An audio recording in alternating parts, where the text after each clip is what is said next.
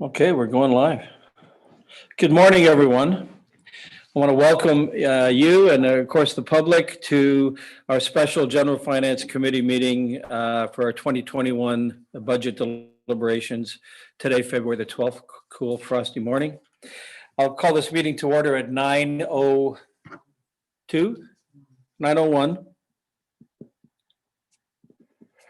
I want to state that this electronic meeting is being held in accordance with Section 238 of the Municipal Act 2001 due to the COVID-19 pandemic. I confirm that all members are present and we have quorum. Also that there are no members absent. Thank you. I confirm too that the CAO, the clerk, the Director of Financial Services, and other members of the senior leadership team and staff are present here today. And also that the public input on this agenda was invited at the following email address, TML public comment at muskokalakes.ca. Emails were received from Muskoka Lakes Association, Robert Silcox, Debbie Oliphant on behalf of Pickleball, little plug there. And today's meeting is being live streamed and recorded on the Township of Muskoka website and YouTube channel. By participating in the open public meeting today, you are consenting to your image, voice, and comments being recorded and posted online. Any motions have been pre-populated with random movers and seconders to expedite the meeting, and members shall physically raise their hand until the chair has confirmed the vote. If the vote is unclear, a verbal vote shall be recorded by the clerk. This is not considered a recorded vote. Moving on, I want to acknowledge that there is a supplementary agenda today. It was issued pursuant to Section 7.2.1 of the Council Procedure Bylaw 2019-079 to add the following public comments regarding item 5B, 2021 draft township operating and capital budgets and forecast report. Nora Fountain of the Muskoka Lakes Chamber of Commerce is participating to be available for any questions regarding the Chamber's budget request. So thank you, Nora, for being there. I would ask council members if there's any disclosures of pecuniary interest at this time. Good, seeing a lot of shaking of heads. There are none, thank you. Committee, there are no invited delegations, and we'll proceed to our first item of business, which is 5A on your agenda package, which is a motion to suspend the rules of procedure. I would like to read that. I certainly need, this is a 2/3 majority scenario. I would read this motion moved by Councillor Edwards, seconded by Councillor Bridgman. Be it resolved that pursuant to Section 2.3.2 of the Township's Procedural Bylaw 2019-79, as amended, the rules of procedure are hereby suspended for the duration of the 2021 draft Township budget deliberations, and that they be reinstated at the conclusion of the discussion. All those in favor? Thank you. That's unanimous, of course. Carried. Thank you, committee.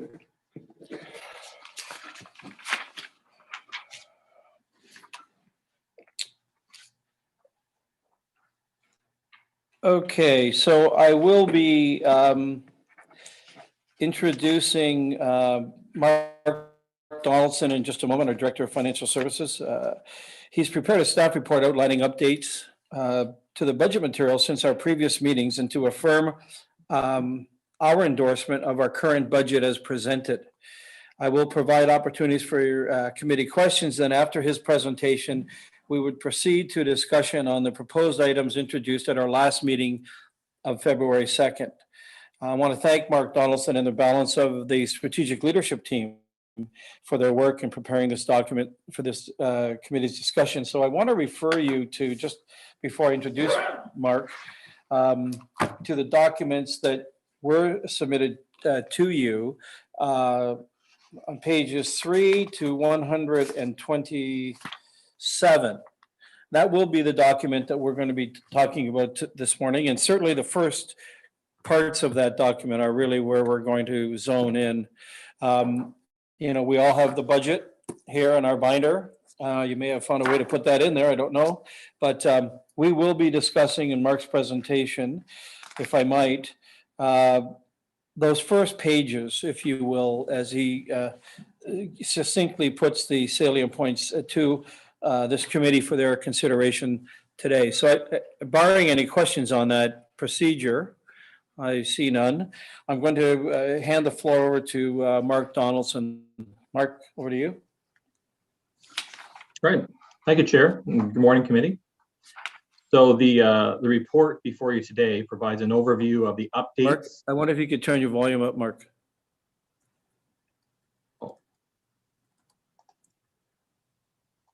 I think we can hear you, Mark. I think he's fine. Okay, good. Oh, you can hear? Okay. Okay.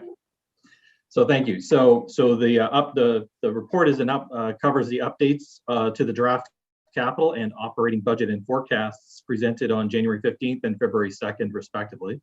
It also summarizes the proposed service enhancement, the a la cartes we've been referring to them as, and some other items for committee's consideration today, and some potential cost reductions identified by staff to mitigate the impacts on the net levy for 2021. Should the committee proceed to endorse the updated draft operating and capital budget and forecasts and confirm direction on the a la carte and cost reduction items today, then a final draft will be prepared to capture all the changes for council's approval at the special meeting on the 24th. So I just kind of want to go through a bit of a recap. So on January 15th, staff presented a 10-year draft capital and budget and forecast, which the committee endorsed in principle. There were no changes to the capital budget and forecast coming out of that meeting on January 15th. Since that time, staff have identified some minor changes, which have been included in the appendix 2 and are summarized in table 1 of the report. The 10-year capital plan has now been lowered by $297,020 from $77,165,206 presented on January 15th to $76,868,186 in the package today.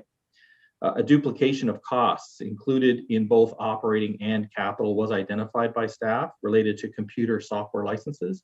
So we have removed it, we have removed it from the capital budget, which accounts for $275,000 of the $297,000 reduction over the 10 years. In all, for 2021, the capital budget has decreased by $500 from what was presented last month.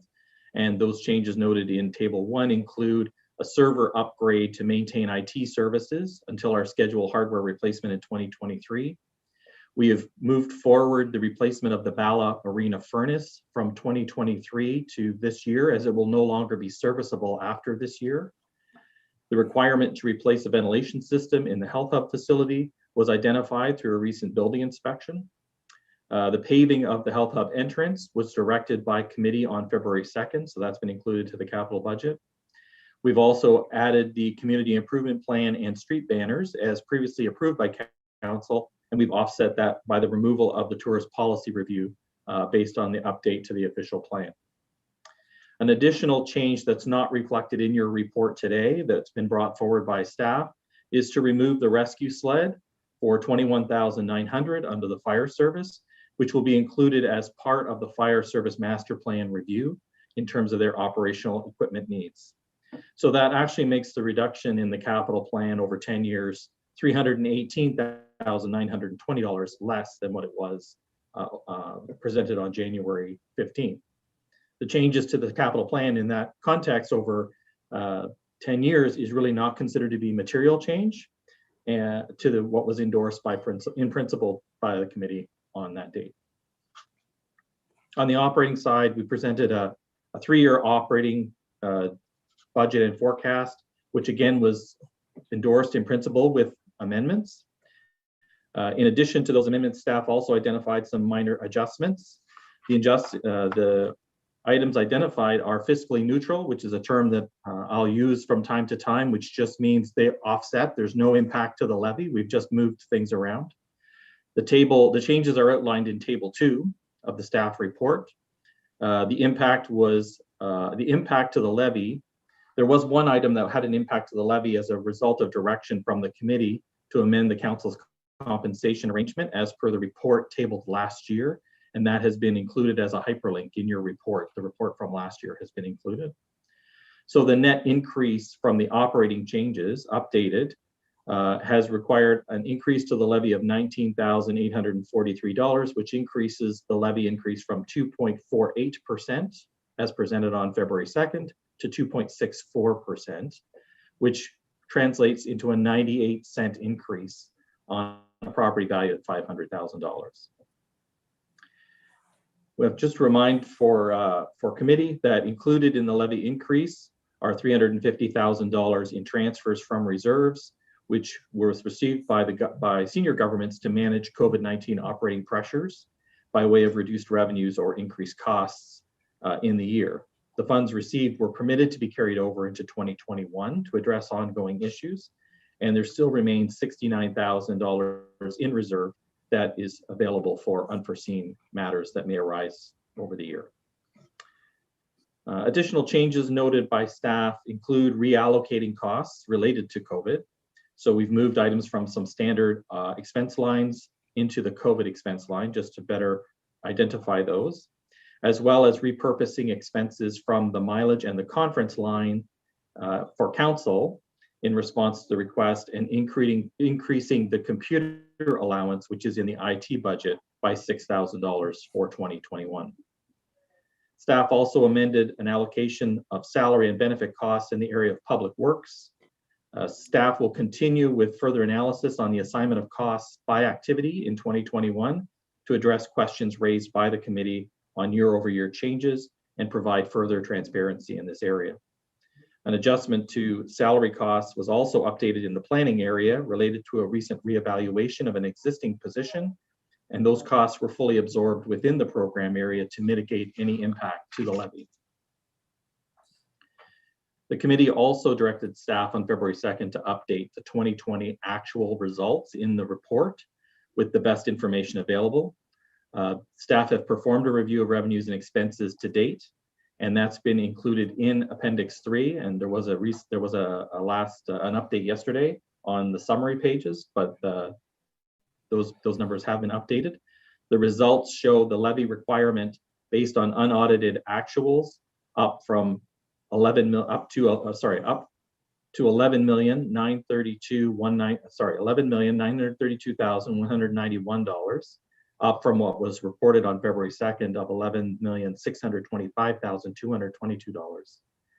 In all, this means that the preliminary operating surplus for 2020 is projected to be around $350,000. As we all know, last year was an extraordinary year. Many of our expense items were not able to be fully utilized. Overall, the township is currently just under $600,000 underspent in expenses from 2020 budget. Much of that underspending is a result of the suspension of many activities resulting from the pandemic. It also includes things such as annual conferences and training programs, which were not undertaken last year, as well as legal proceedings that would normally have required external legal and professional fees that did not occur. Late in 2020 and continuing into 2021, many of those suspended activities have resumed virtually, and our 2021 budget reflects the resumption of those activities. As well, we continue to invest in our people and ensure staff have the skills and support to perform their duties well and develop within the organization to foster an environment that provides opportunities for advancement and boosts the potential for recruitment and retention. Just to remind the committee again, we continue to face increased cost pressures due to municipal liability insurance premiums. As well, we have moved some costs that were in the capital budget over to the operating budget this year, which has resulted in a one-time increase in costs year over year. It must also be noted that annual operating expenses include contributions to reserves. This year, the township is contributing $3.5 million from the general levy to reserves. The level of reserves is deemed appropriate varies from municipality to municipality based on several factors, including forecasted cash requirements and operational risks. Contributions to reserves are not directly related to inflation rates, but are largely projected on the funding requirements that the township requires to support its aging infrastructure and keep an appropriate stabilization fund to mitigate unforeseen circumstances.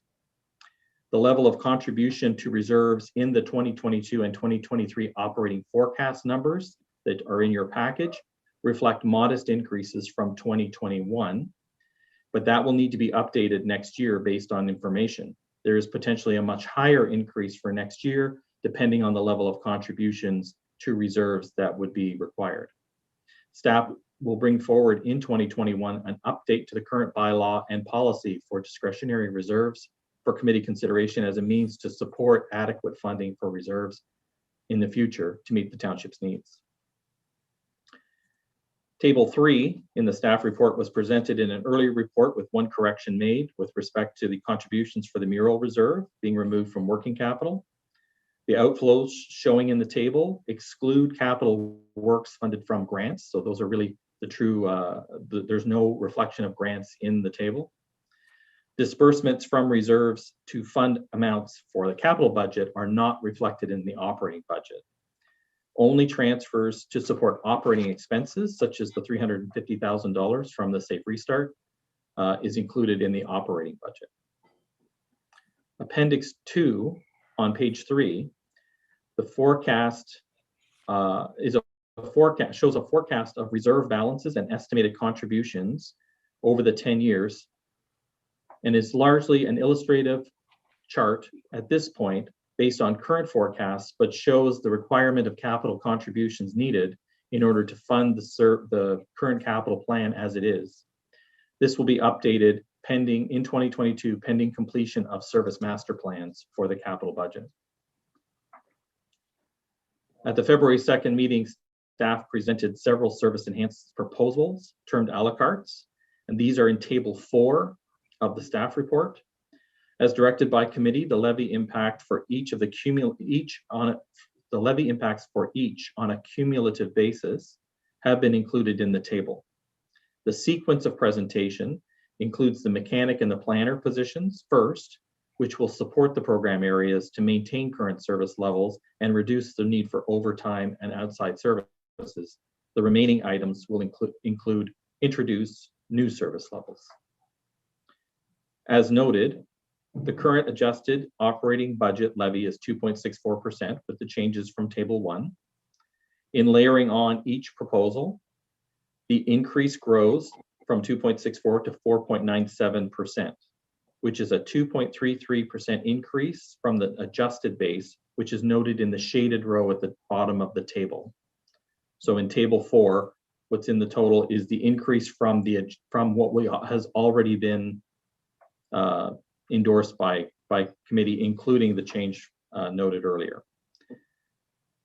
The total tax rate increase on a $500,000 property for all proposals is an additional $13.98 on top of the $11.55 increase in the base budget, which means it's a total of $25.53 over 2020 before any changes to assessment. So I just want to try and make sure that we're clear on how that chart has been presented. Should the committee wish to include any of these items for 2021, we'll include that in the final budget to present for approval. As well, committee of the whole requested last year during the 2020 budget to mitigate some increased service level impacts, we've undertaken an examination of potential cost savings that the committee may wish to consider to offset the impact to the levy for the proposed enhancements. In table 5, the areas of reduction include potential savings from virtual or modified conferences and training programs in 2021, reduction in heritage and attainable housing grants as based on past utilization, scaling back on some public works expenses, including road and roadside maintenance, and defer some activities to future years, canceling the summer swim program, assuming that the pandemic will not permit this program to go forward. And staff have also detailed all of the grant program items as discussed on February 2nd. These items have been broken out on page 30 of Appendix 3 as well.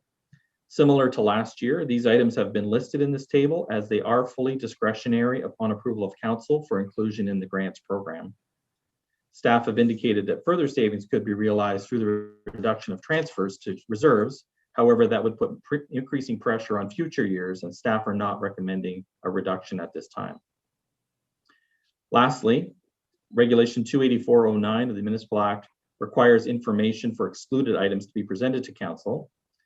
Specific non-cash items, namely amortization of tangible capital assets and post-employment benefits, are excluded in preparing balanced budgets under the Act. Table 6 shows the impact of these excluded items in the staff report. So in summary, the 10-year draft capital budget and forecast presented has been updated with a change of $500 plus the additional $21,900 for the sled. The 3-year draft operating budget has been updated to include additional costs as directed by committee, and pending direction today on proposed service enhancements and potential cost reductions, staff will prepare a final budget for consideration for council approval on February 24th. Those are my comments, Chair, and I'm happy to take any questions on this. Good, thank you.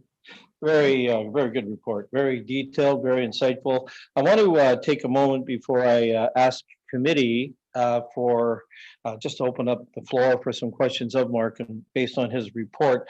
I do want to clarify a couple of things. I want to actually set the table here for success for this committee today. I just want you to understand, I know you've read your reports and you've read the documentation, but we are trying to resolve that we receive this Township Muskoka Lakes 2021 draft operating budget and capital budget and forecast, and forward it to council for final approval in the coming weeks, and that the 2021 report on excluded expenses regarding expenses excluded from the operating budget and capital and forecast be endorsed and forwarded to Township Council for final approval. So I just to understand that today is the opportunity. We've already had 2, and certainly the third we heard from the public, and that was great.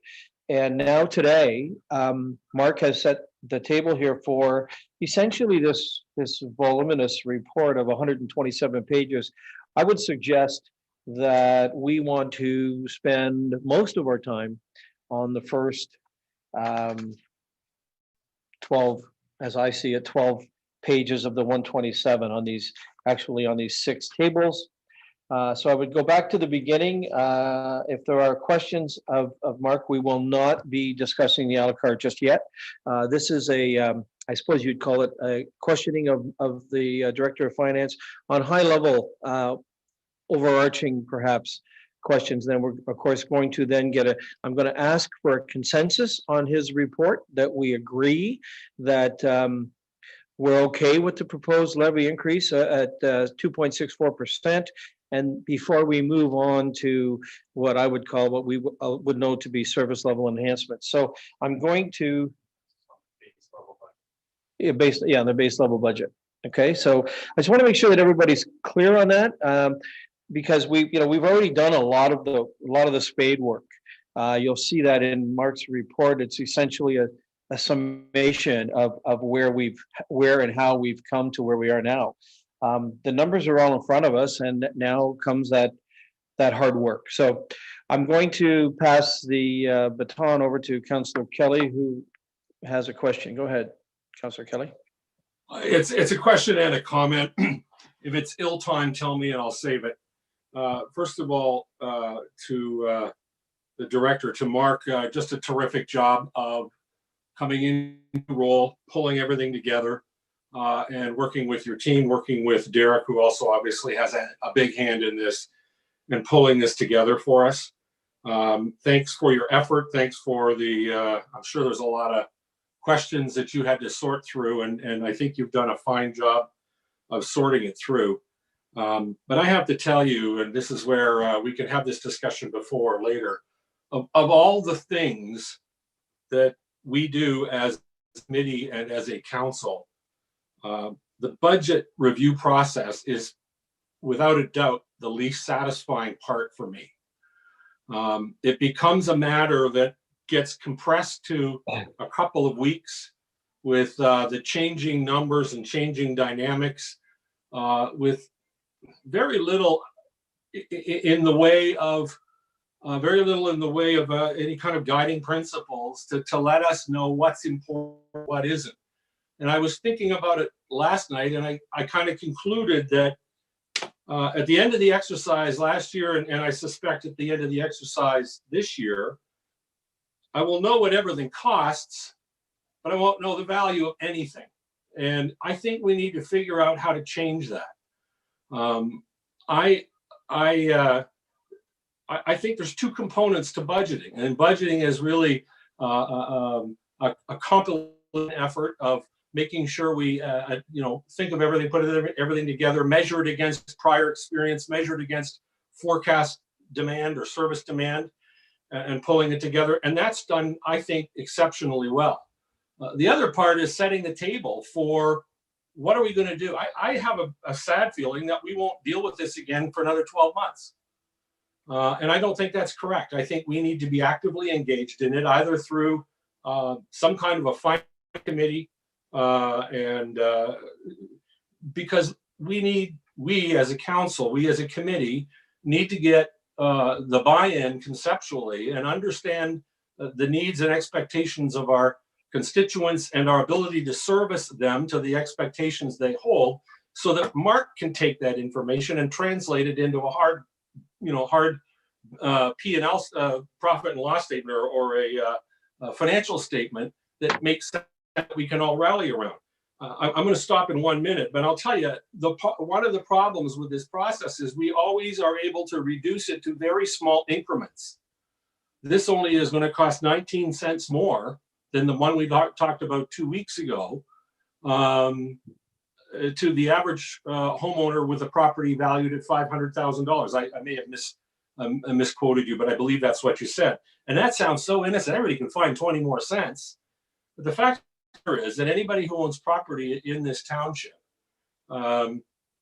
gets all sorts of bills. They get heating bills, they get telephone bills, they get maintenance and service bills. And if they sat there and looked at everything, our cost of living in Canada increased year over year under 1%, somewhere around 0.7%.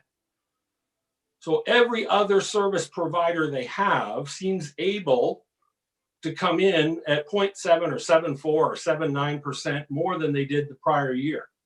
We're coming in at 3.5 times that.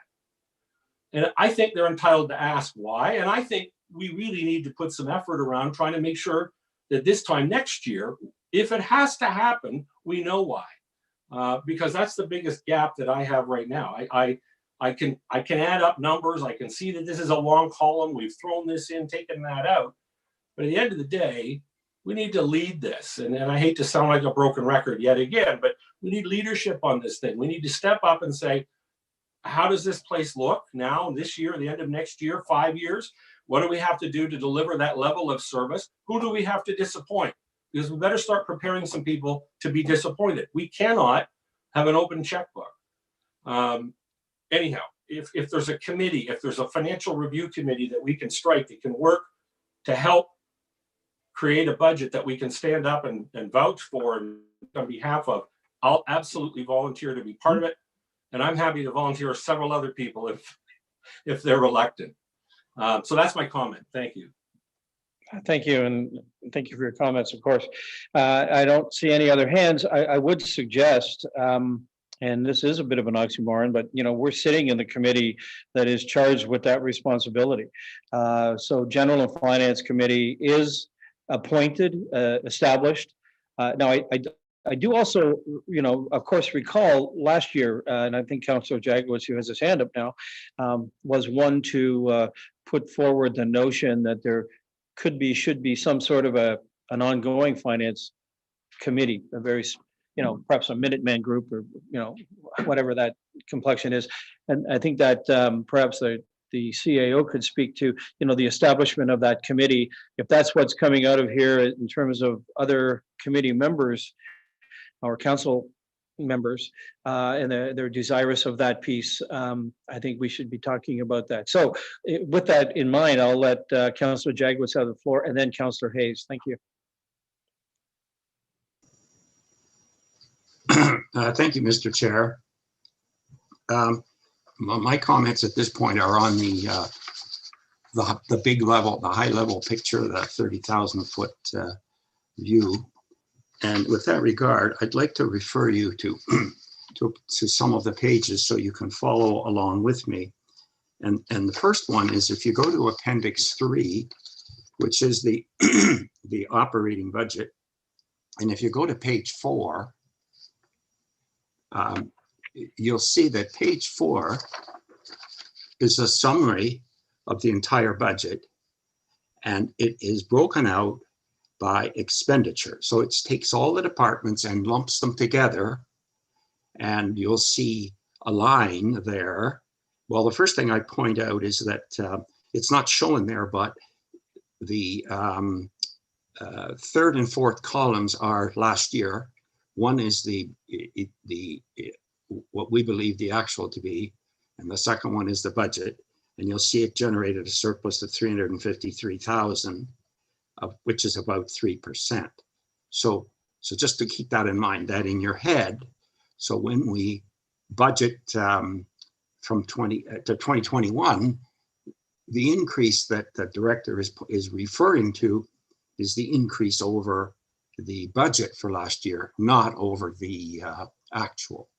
So in fact, the budget increase is 3% higher, okay? Not the increase to taxes, but the increase in the spending. So if I direct you to about the fifth line down, it says salaries, wages, and benefits.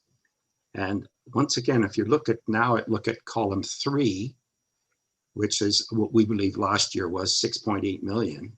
And then you look at 2021 budget, 7.03, that's an increase of 2.4%. And you may recall, I believe, that the actual increases that people got, I believe, were much less than that, closer to 1%. So I believe that somebody has to take a look at that line and try to find out why that is.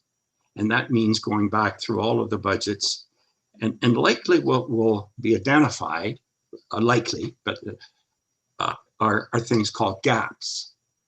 And those are places where you have an employee in the budget for the full year, say his salary is 100,000, and he leaves and another employee doesn't come in for 6 months. That creates a gap. And those gaps can be quantified and they can be removed from that line. And that can means the increase can be less. There may be other things in there, I don't know. But there should be nothing other than, because there's no service level increases in there. So there should be nothing but the actual increases. And so if our employees got 2.4%, I think we could be severely criticized for that in these times. I'll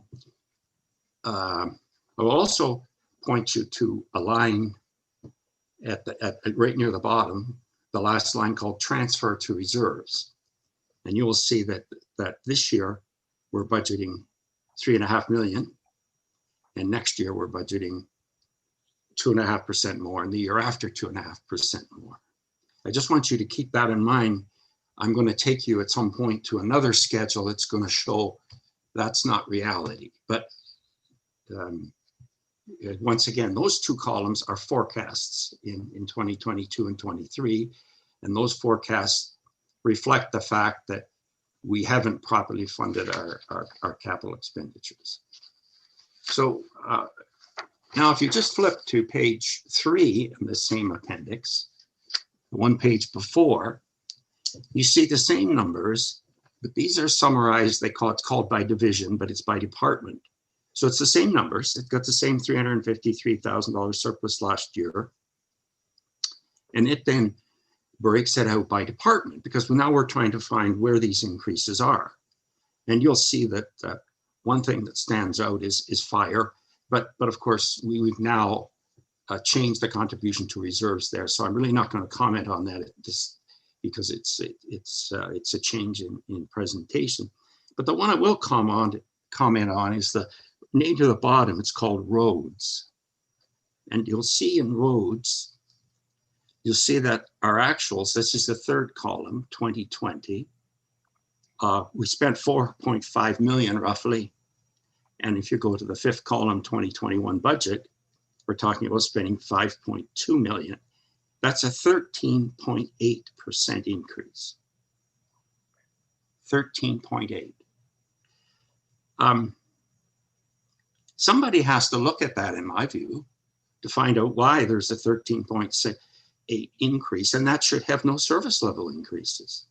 And it's not, and when you compare it even to the budget last year, you'll see that the budget was actually lower.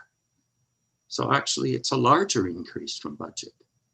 So I believe that has to be looked at. And I think this is possibly what Councillor Kelly was referring to when he was saying that it's very difficult for a body of this size in the public to get into the nitty-gritty of the budget. And so I concur with Councillor Kelly that there should be some way of staff and part of council or whatever looking into the details of this. It's too difficult to do in this forum. So the reason I pointed those out to you is because when we go to talk about the service level increases, I think those service level increases can be accommodated without increasing taxation. And we should take a look at that. I think if we're talking about adding 3% or 2% or whatever it is, then we should task staff to go back and find that 2% in those areas I mentioned. And possibly we have to have another go at it. So the last thing I want to mention in this summarize, I want to take you now to Appendix 2. If you'd go to Appendix 2 and look at page 3. And that's a new page, okay? And I know the director did introduce it, but it's similar to what we have seen in the past. The top part of it shows the capital expenditures over 10 years, and you'll see it comes to this magical, 76 or 77 million. And the bottom part is what's new. This is what I asked for at the last meeting. And as you recall, I did not vote for the capital budget because this was missing. Well, now it's here, okay? And I will be supporting this budget in principle, although not in detail. But I want you to look at what this is. This is showing the funding requirement.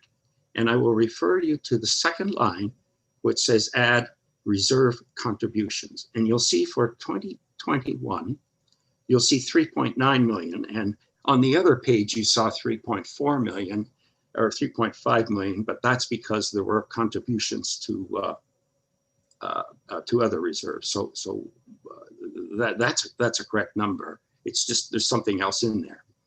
But then you'll see what happens as you go out.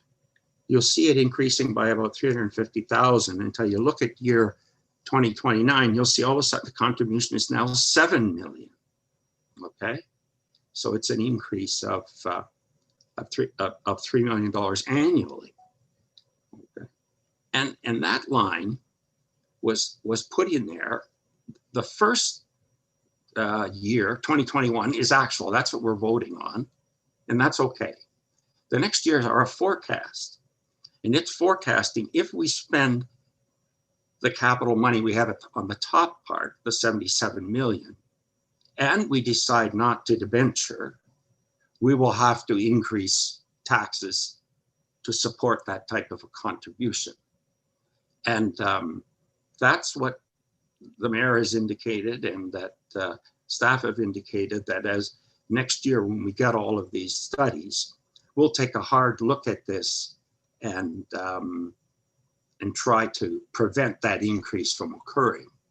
That's our task. But the reason I pointed it out to you is that if you look at year 2022 and 2023, they have significant increases that aren't reflected in the other operating budget. So that's a task that we have to put our minds to, and I believe people are committed to. And I will be voting to support this budget on the basis that if we don't put our minds to the top part, the expenditure, we'll have to raise taxes to support it. And therefore, I want you to think, in the coming year, when a capital project comes forward, a large one, let's say a Burgess Dam or a Bala Bay Bridge, and just my favorite pets, just keep in mind, there's enough money in our reserve funds to do those things, but there's not enough to do everything. So we have to look at that long and hard and be prepared if we move forward on those, that we have to pay the piper down the road. So those are my my comments. And just to summarize, I believe that after this meeting, somebody has to take a look at those expenditure areas that I mentioned, wages and roads, and possibly others. Thank you. Thank you, Committee Member Jaglowitz. Before I give the floor to Councillor Hayes and then the Mayor, I would certainly invite Mark to comment on that body of work by Councillor Jaglowitz. Sure, thank you, Chair. I'd like to just address a couple of points that have been raised. So to Councillor Kelly's point around value, I think that is definitely one of the driving principles I think that we do need to get our heads around. I think value for money is one of the key tenets of public sector work, in terms of, you know, the taxpayers need to see that where their dollars are going and how they're being spent. So I certainly support that. I think that that's a direction that certainly we would like to take the budget process in terms of from staff and ensuring that we can demonstrate how we're using dollars effectively and supporting council's desire to do that. So I think that that's an excellent point. To Councillor Jaglowitz's point, and thank you again for raising the point about the contributions to reserves. And I did mention in my comments that the actual increase for 22 and 23 could be significantly higher, depending on where we go with our capital plan and the master plans slated for 2021. The salary dollars, again, I think you're correct. The analysis isn't fully complete, because we will certainly do a lot deeper dive into our variance analysis when we do the audit work.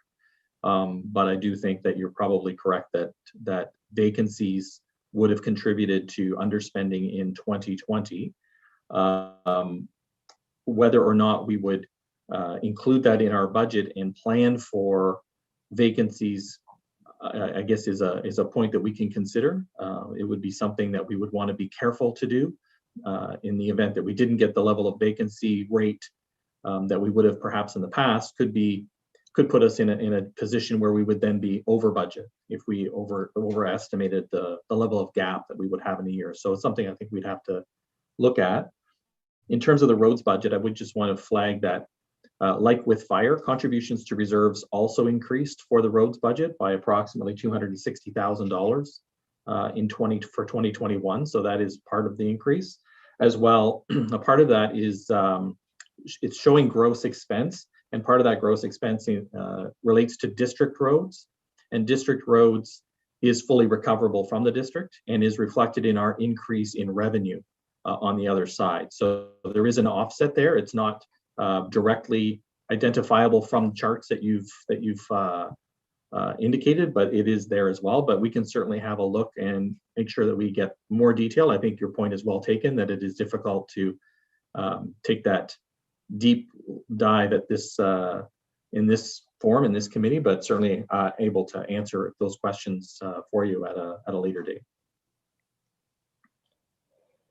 Okay, good, thank you. Councillor Hayes, you have the floor. Just for those that are new to this term, in previous terms, we did have a budget committee that was comprised of 3 councillors and members of the public. And I will tell you what they did was exactly what we did. They just went through the budget line by line and came up with resolutions. So if you're looking for a budget committee, I would suggest that it be something different than that because basically it was just 8 people sitting in a room doing the same thing that we did on those 2 days that we went through the budget. So I would suggest that it be something different. Yeah, but thank you. Okay. The mayor. Thank you, Mr. Chair. I guess for you, on that same comment of a budget committee, and let me say, I've listened to this council quite diligently for the past year and a half, and everybody wants to be involved.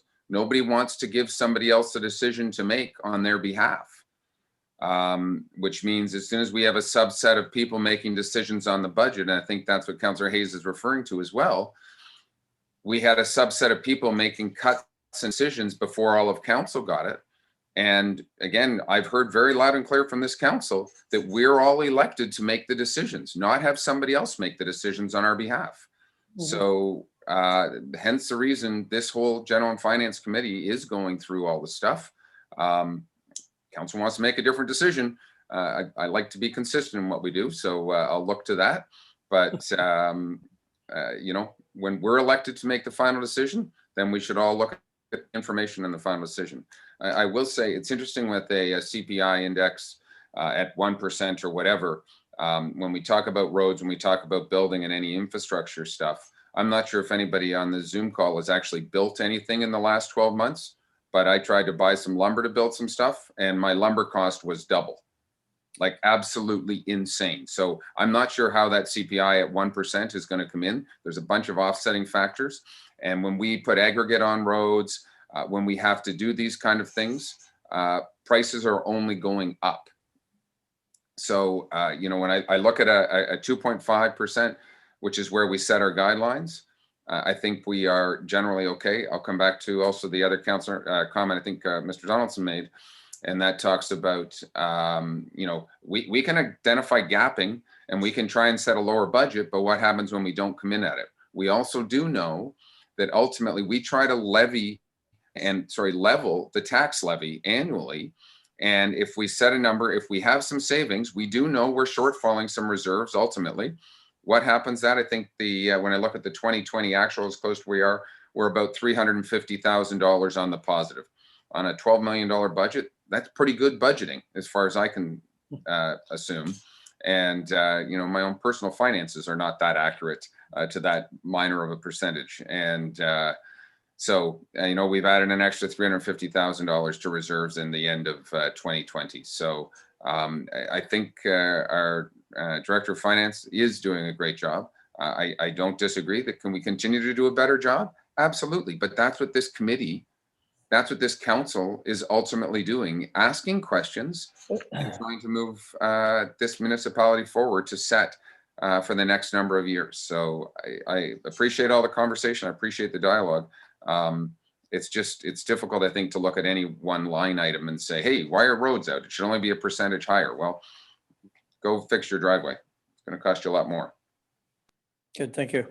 And certainly gas is $1.17 in Port Carling. So, you know, costs are what they are and they are rising, it would seem. And, you know, I think it's something that we're going to be deliberating very soon within the next half hour or so. I appreciate those comments. So I would ask Councillor Bridgman first and then Councillor Roberts for their comment. Thank you. Thank you, Chair Zavitz. Again, at the higher level, my comment would be along Mayor Harding's line, perhaps. To use a 1% increase, all you have to do is look at our insurance costs, which we have no control over. So that's one thing. But the other thing, as I was reading those comments about the 1%, I said, yeah, but we're in a digital world now. And how much money have we had to put into upgrading our IT? We have a new finance program, which has given us this budget. We have a new storage system that the clerk needs. These are big costs that have no relationship to the cost of living. So I just want to throw that out there, that there are many factors. And I think my third thing is, to me, the gap reporting that Councillor Jaglowitz was talking about is part of the transparency. So we all understand what happened with those numbers in that particular year. So I think some sort of a gap analysis, it would be great for me to really understand what happened. So those are my high level comments. Well, good. Thank you very much. They're welcomed. Councillor Roberts. Thank you, Chair, and through you, I just want to pick up on what Councillor Kelly and Councillor Jagowitz was talking about. I don't think they were proposing a committee to do exactly what we're doing. What I heard they were asking when they went through it was to look at numbers that look a bit out and understand what is the increase or why is the change. I don't think, and correct me if I'm wrong, Councillor Kelly and Jagowitz, I think it's more of a deep dive into the numbers so that we all don't have to do it, but the special group would do that and not to say this is what we recommend. That's what I heard. Okay, thank you. I'm going to ask Councillor Edwards for his comment, and then I would go back to Councillors Kelly or Jagowitz for any further comment on that. Councillor Edwards? Okay, well, thank you very much. I'm going to go to a very low level. Would you please state the page number when you check stuff and you're flipping back and forth? We have an agenda. There's 127 pages on it. I look at one, I got page 9, but it's also page 7. We look at the old budget was printed, everything's page 1. And that would be so much simpler if you would just follow the script, because yeah, I've looked at it, but to try and figure, by the time you've named 15 numbers off, I finally found it. So it would be so simple if we would have a numbering system that we could follow and renumber everything and say I'm on page 9 of 127 or 27 of 127. So much easier than that to follow, because yeah, you have it in your minds. I have some things in mind, but like I say, it's just numbers flying by us. Thank you. Okay, no, and point very well taken. I'm not sure how to remediate that now, save asking Councillor Jagowitz to go back through his presentation. So if there are gaps, to use that term, I can assure you that we will be now really working with and staying within the first 10, 12 pages of this report. As I see it, perhaps not, but at this point in time, that would be the intent. So Councillor Jagowitz has his hand up. I'd give you an opportunity. Yes, I'd just like to, maybe I could help Councillor Edwards. I believe there's too many numbers here and pages for most of council, but there's not enough numbers here for me. And I think that's the difference. I think if you had a couple or 3 people that had a financial mind and they were able to sit down with staff and go through all of these numbers, I think something could come forward to this committee which would be more condensed and more meaningful for them to deal and make the decisions. And I also agree with Councillor Roberts. I do not believe that a budget committee, or whatever it would be called, should be making decisions on where to spend money or not spend money. It should be kind of council's eyes into that the budget makes sense. And Director Mark, yes, you are correct. There is 100,000 in increased revenues on the top side, and that does change the number. And that just raises my point that it's difficult to look at these numbers and come to those decisions. And I hope you didn't take my comments as negative. They were not. I'm going to support this budget in any form. I'll support it the way it is now. I'll support it even with the increases coming in. But I believe that we can do better on it. But there's been tremendous progress made. Just keep in mind that a couple of years ago, we were putting $1 million less into reserves. We're now putting $1 million more, and that's because we have taken a sharper look and so on. I just think we have to keep on it, and that's all. So please don't take my comments as negative, and I will be supporting the budget. Thank you, sir. And I just heard the comment, crawl, walk, run. And certainly, I mean, that's, I think to Councillor Bridgman earlier, that's where we are. It's a developmental piece where everyone's learning. We're new staff, we're new everything, but that should have nothing negative to do. It should in fact be a very positive, I view it as a very positive scenario. I would suggest too, about a committee, I'm not going to have an opinion either way at this point, but I would say, we do have a general finance committee, and at any point in time, if someone wants to bring forward the notion that we need a Minuteman finance, committee, subcommittee, or whatever one would call it, that's well within our purview. As I understand it, if that is a requirement and that is a stated need and an obvious need and one that we agree with, then one could push that notion forward. So I would invite Councillor Kelly, then the Mayor. Thank you. Thank you, and through you, in 30 years of budgeting at the corporate level, I've never heard anybody say there wasn't enough numbers for them. So I want to acknowledge that. That's a great line. Throw some more numbers to Frank. And again, I just want to, I'm not going to repeat everything, obviously, but I think the output is terrific here. I think Mark and team have done a marvelous job of capturing and recording and identifying the right category and raising the issues the way we want to see them.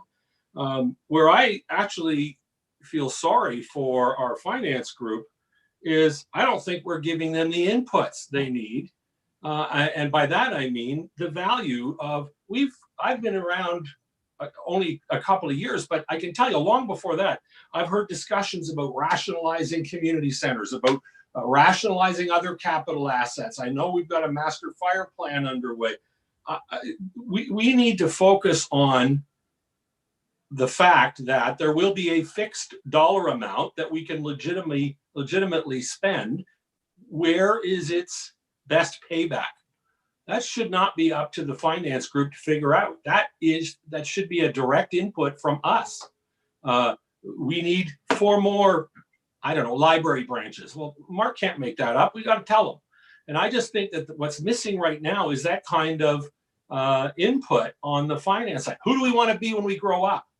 How big do we want to be? What assets do we want to have on our books and manage and maintain and throw operating capital at? The other side of the coin, on the more, as Councillor Edwards would call it, on the lower level,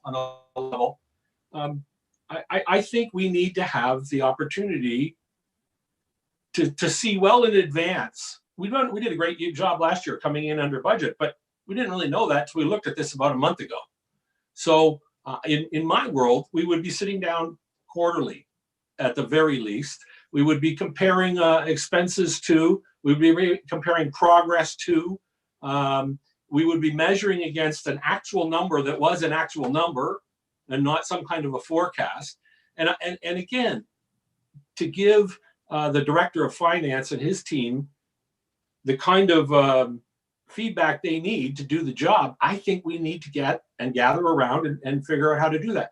I also think we need input from people beyond this stage. We need people, members of the public, to help us to formulate again, I'll repeat myself, knowing the cost of everything is useless if you don't know the value of anything. And the value can only be determined by our constituents, who are ultimately the consumers or the users of the thing. So what I'm looking for really is 2 parts, is a little more of an involvement in the ongoing, let's find out in June that things aren't going on the way we planned, and see if we can make adjustments on the fly. I fully trust the department heads on the operating side of the budget. Don't have an issue there. It's more focused on the ongoing capital. Do we need all of these assets? Do we need more assets? Are we holding them correctly? Should we be leasing as opposed to owning? I just don't know, because we need to address the minds of all of us to that. If we can do it in this large forum, great. I'm all for that. My guess is it'd be best fed, this group would be better fed by a smaller committee effort, and then we could take their effort or their work and make this going forward to help make takes some of the mystery out of what our finance department is doing every 12 months with our numbers. That's it. Okay, that was 6 minutes and 42 seconds, but we allowed it. Thank you, sir. That was, I'm going to, go ahead. I'm going to call on our CAO before I reach out to the mayor and Councilor Nishikawa. Thank you, Mr. Chairman, and good morning, everybody.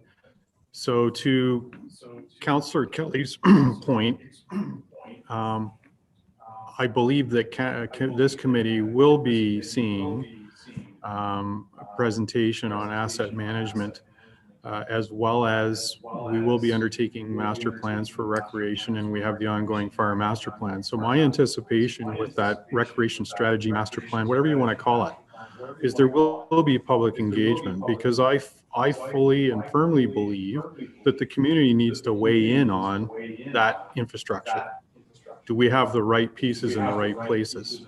And to your point, should we be looking at other municipalities and availing ourselves to those services, thereby sort of reducing our capital legacy, if you will? I don't know the answer to that. I think that we need the community feedback on that. So you will see that happen. So there will, my hope, and I believe it's the intent of the strategic plan, is that we have that roadmap to get to that point. And so that's one of the next steps. There is, in terms of infrastructure, when we refer to asset management, I'm mainly thinking about roads, bridges, that sort of road infrastructure. And that's the stuff that we cannot get out of. We own it. We have to maintain it to various standards. Other infrastructure, I would argue, it's part of a complete community. But it does not have the same level of, air quotes, mandatory that a road system is. So we will be looking at that, and I for one think it'll be a very interesting, fascinating discussion, and I really look forward to it, as do members of the senior team. As to your second point with respect to reporting, I would note to committee that Mr. Donaldson has undertaken to provide quarterly reports to committee on the status of the budget throughout the year. We now have more robust reporting ability with our new software, and I anticipate that will only continue to be improved as we move along. Thank you. Chair, can you turn off your mic when Mark or someone in the room is speaking? There's quite a bit of feedback. It's off. Okay. It was off. Oh, Everything well, was off. okay. There was a lot of feedback. But Like on a radio show. Okay, everything was off here, so I don't know. Yeah, sorry about that. Nothing's on, so it wasn't on. I want to draw attention to, before I call on the mayor, this is our third budget. This is year 3. So these points from Councillors Kelly and Jagowitz certainly ring true.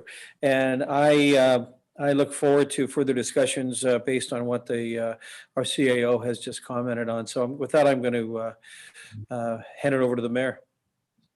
Thank you. And I think Councillor Zavitz, or Chair Zavitz, I think that Councillor Roberts speaking, it's not your speaker that was on. Your mic was still open. You can see that on the Zoom call, that your mic is open currently. So we were getting a repeat of Mr. Hammond's conversations.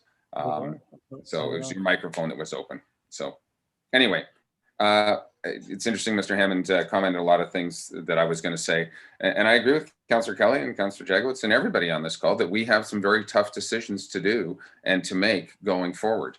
I want to just highlight one thing, and I want to be very careful, because you've heard myself say this before. And for those people new to council, we are the board of directors. We're not president. We're not CEO. We are the board of directors. So we set goals and expectations of staff, and they follow through. So in this particular case, we set a guideline of 2.5%, and staff met that guideline. They came back to us and said, and we asked them, can we do more? Here are some other things, the a la carte concept. And they've offered up some cuts if we want to stay at 2.5 or do we want to go beyond 2.5. I appreciate, again, Councillor Jagowitz wanting numbers. That's great. We can dive in and he can always get more numbers and do his deep dive. But I want to be very, very careful that this council does not become the CAO of this township. We really need to understand what our roles and responsibilities. If we don't like 2.5, if we want 2%, if we want -1%, let's let our staff come back to us with recommendations and then we get to vote on it and choose yes or no. And I think that's truly where this council needs to go. And I think we're doing a great job at that this year. I don't disagree that we've got some bigger challenges ahead as we steer this ship going forward. We need to determine, do we need 10 community centers? We have a master fire, all of those things that Derek just commented on. So I look forward, that is where we will get involved. And that is where we will make some very hard decisions around this council table. So where Muskoka Lakes, what we look like 5 years and 10 years from now for a better sustainable future.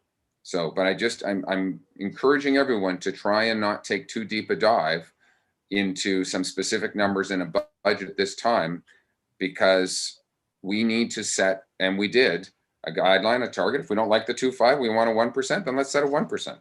That's our choice. And let staff follow it and we agree or disagree with them. So that's my 2 cents going forward. Good, thank you. And perhaps, sorry? Yes, Councilor Nishikawa?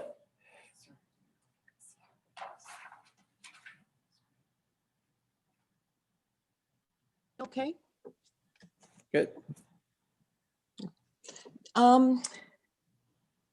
Sorry, I'm just looking that we've been in this meeting now for an hour or more. I'm not sure where we're going with this, but I thought we were going to be talking about numbers. We were going to be specifically looking at line items, and that was going to be the conversation. A lot of the conversation that I've heard this same conversation in every one of our budget meetings. And I'm very concerned about that because I think we should be finding ways to move forward. And I will say, and unfortunately, not unfortunately, others have said the same. I want more money in roads. I think I've said this a number of times. You know, the public, the complaints that I get from the public, and there's lots. Yeah, there's the, you know, firework bans and all of those kind of things that people would like to see. But ultimately, what I hear that people want is a decent road to drive on, and they want the garbage picked up. And, you know, I've said that over and over and over again. And I was even a little concerned where I saw in, and I'm not going to tell you the number of the page or anything like that, because it's not going to make any sense. But essentially, we were looking at even reducing some money out of the roads department. And I don't know that that's the direction that we should go in. I don't have the answers, and I don't think anybody around this table at this point, other than staff, would. But I think that we are so deficient in our the road infrastructure. We've heard that, and we've heard it for years. And I also, you know, in my bit of time that I've been here, in the very, very short 10 years, we've had a lot of directors of public works. And so I can see where changes get made depending on who has that position that time. But I would really hope that this council would consider, however that might look, focusing on our roads and infrastructure, because Muskoka Lakes doesn't have pools or anything like that we would like to offer, but certainly we should be working on our roads. Thank you. And I also agree with Alan. Like, I totally lost track of the conversation with Frank because I was trying to flip to what particular appendix that I was looking at the time, because I actually had the appendix that I thought we were going to discuss this morning right there. So anyhow, thank you. I hope maybe we take a break now, but I hope that we can get into discussing just the numbers and get to some kind of consensus. Thank you, Councilman Ishikawa, and certainly we are on a track. We are on a focus. As I outlined at the beginning of our discussion today, our Director of Finance, Mark Donaldson, would lay out his report. He's done that, and now council yourselves are reviewing that because I am about to move into another whole area, and again, it will prompt you to want to chat some more, I'm sure, because and I see no other hands. So as we would be moving on from, and me thanking Mark for that facet of this meeting today in terms of his presentation. And we heard many high-level comments, so thank you, and they've been duly noted. We have considered the 2021 base operating budget, which consists of 2020 programs and service levels at 2021 prices and reserve contributions, and our 2021 draft capital budget as presented. So the proposed levy increase is at 2.64%. At this point, I'm going to ask you all to confirm that we have consensus with the updated operating capital budget as presented, as we've just discussed for the last hour and 10 minutes. I need your approval, I guess, as a group, your perhaps a show of hands or a nodding of heads that you are in agreement that we do have a consensus, a majority of opinion that the budget that we're looking at to now, that proposed levy increase of 2.64% is acceptable to you and or the majority of you. Before I can move on to point 6, which is service level enhancements, I'm seeking your agreement on that scenario. So I guess having seen no more hands, one would propose that we've probably heard from everyone. So if I might just ask my sense, if you are in agreement with the 2.64% tax levy increase at this point to where we are right now, pre the discussion on the a la carte items, could I see nodding of heads, showing of hands that we have a consensus of opinion that we're good with that? So I see Councillor Bridgman, Councillor Jaglowitz, thank you, Councillor Roberts, Councillor Edwards. Even Cheryl's voting for it. No, I'm saying maybe a show of hands. Yeah, so a show of hands would be great. Thank you very much, if you'd be so kind. Okay, great. Thank you very much, everyone. And we'll take that, we'll tick that box. It's 10:15 according to my watch. So how about we take a 10-minute break and come back at, say, 10:25? Does that work for everyone? Good, thank you. We'll see you soon. And you including, you were okay with it too, right? Yep. So we've got consensus on the base level budget. You guys are So, still, I'm off, right? no, I can. So that's still hear you. exactly what. Your microphones Your are mic's on. on there, Glenn.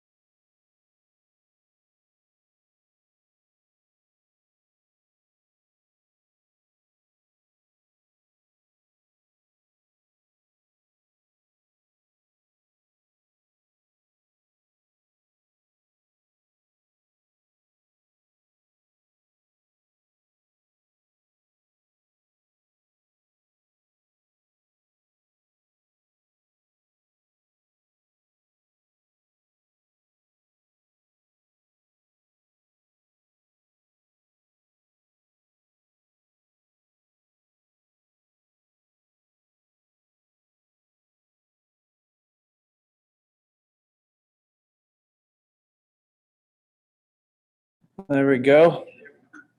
Welcome back. We all look refreshed and ready to go. I just want to welcome everyone back and acknowledge the time. It's 10:30. We have a bit of a ways to go. I'm going to, first of all, reference the fact that we do and have just voted essentially, show of hands, unanimously to a base operating and capital budget of 2.64% tax levy increase. We now are going to turn our minds to the service level enhancements section that we've been hearing about for weeks and talking about. I'm going to refer everyone to table 4 in your document. So I'll give everyone a chance to get to table 4, which I won't even mention the page number, page 8 of 127 or page 6. These came out of a number of reports, so there could be the reason, that is the reason why there's both numbers reflected. So I just want to make sure that everybody is on table 4, where it refers to service level maintenance and enhancement of the a la carte proposals and the impact to the levy. So just so everyone understands, as we'll go down this one at a time. Our staff directors are here to answer any of your questions as it relates to that particular post or appointment, if you will, or consideration of that.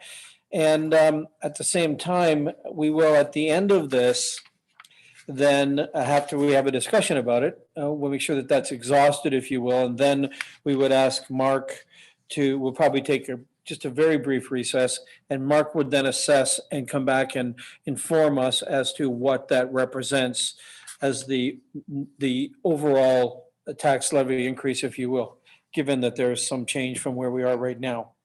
So with that, I will comment that everyone will be aware that these items were introduced at the February 2nd budget meeting. They should be of no surprise to anyone. We had excellent reports. They're within your binders. We're not going to go back on that today because, again, it's information for the record. At this time, I want to wait consideration of the items until we've gone through each one. We'll talk about it and see what the questions are. And I'll start with number 1, which is the mechanic, the operating base budget mechanic section. So I'd ask Ken, Director Becking, to be available for any comments from the committee. This is an incremental cost of $35,000. Anyway, you can read the numbers across that line. As I understand from the report, much needed. Here's some hands up. So I go to Councillor Nishikawa, then Councillor Hayes.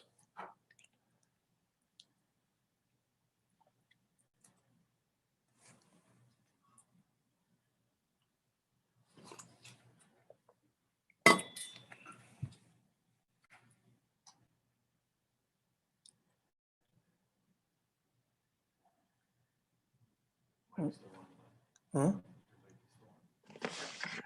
Sorry, I think what it's interesting, a different screen came up right away when I pushed my unmute. So I would just like to move forward that the hiring of that mechanic position. And if I further down the planner one, that's where I stop. So that's my feeling on this particular little section. Good, thank you. Thank you, Councillor Hayes. I would agree with Councillor Nishikawa. I have no issues with the mechanic and the planner, and we could go straight to the bylaw. Okay, does everyone else, well, everyone, thumbs up from the mayor, Councillor Mazan, Councillor Bridgman, Councillor Roberts, okay, Councillor Edwards, Councillor Jagwitz, okay. And then that's what we'll do. Duly noted that we've approved in principle at this point in time on the a la carte items as enhancements, mechanic for our yard and a planner. Okay, so that's good. Thank you very much. I would then move on to the bylaw officer, chief bylaw officer and seasonal aspect. You can see again those numbers 106,546 as an incremental cost. And I see there's hands up. Councillor Kelly, go ahead. Then Councillor Hayes. Thank you. This is the one area where I get the most feedback from constituents is in the need for more bylaw enforcement. I think this is a necessary expansion of our workforce. The only comment I would make is I thought there was a good observation in the feedback that I believe came from the Ratepayers Association, whether this can be done on a seasonal basis, since most of the behavior that we want to monitor and police happens in the summer months. So I would put that to the director to ask whether this is something we can cut some of the cost out by doing it seasonally. Thank you. Well, actually, I suppose we can ask David, if David's here. Might we, well, I guess to deliberate that question, we'd have to understand how opportune it is to have seasonal bylaw officers. Are these people out there, or how easy are they to find and employ? I mean, it's a good ask if it makes sense. If those people are available, are they out there? Would be my question. So I wonder, David, before we go to the three people that have their hands up. Thank you, Chair Zavitz, and good morning, committee. I would say, generally speaking, we have had challenges finding bylaw enforcement officials in our last recruitment processes. Has been a challenge, particularly building inspectors and bylaw officers are in short supply. With respect to the inquiry of the seasonal position, as noted in our business case, like certainly the activity does increase, certainly more so in the spring, summer, and fall months. However, my concern with that approach is likely with a seasonal position of that nature, you're likely to get someone with limited experience and qualifications, and they need the support, they need the coaching and the mentoring during that year, and that will pull a strain on my position and the other bylaw enforcement officers. So hence the business case for the chief bylaw enforcement officer to provide that coaching. Okay, thank you. I'm just going to let the CAO. Thanks, Mr. Chairman. In addition to Mr. Pink's comments, I would also say that the nature of that work is that my understanding from what I've heard from council, based on your feedback from your constituents, is a need for enforcement during the summer months.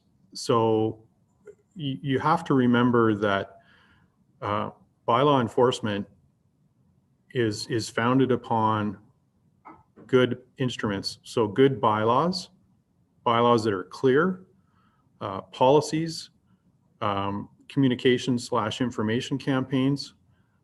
That work cannot all be done on a seasonal basis. I think it requires a year-round approach for some level of resource, but we currently don't have. Yes, there would potentially, in the plan that's before you, does propose additional resources during the summer for that enforcement, given the volume of complaints that we do receive on a seasonal basis. Thank you. Thank you, Chair. I'll reserve my comment until after we hear from Councillor Hayes, then Councillor Bridgman, then Mayor Harding. Thank you, through you. I'm looking at this a different way.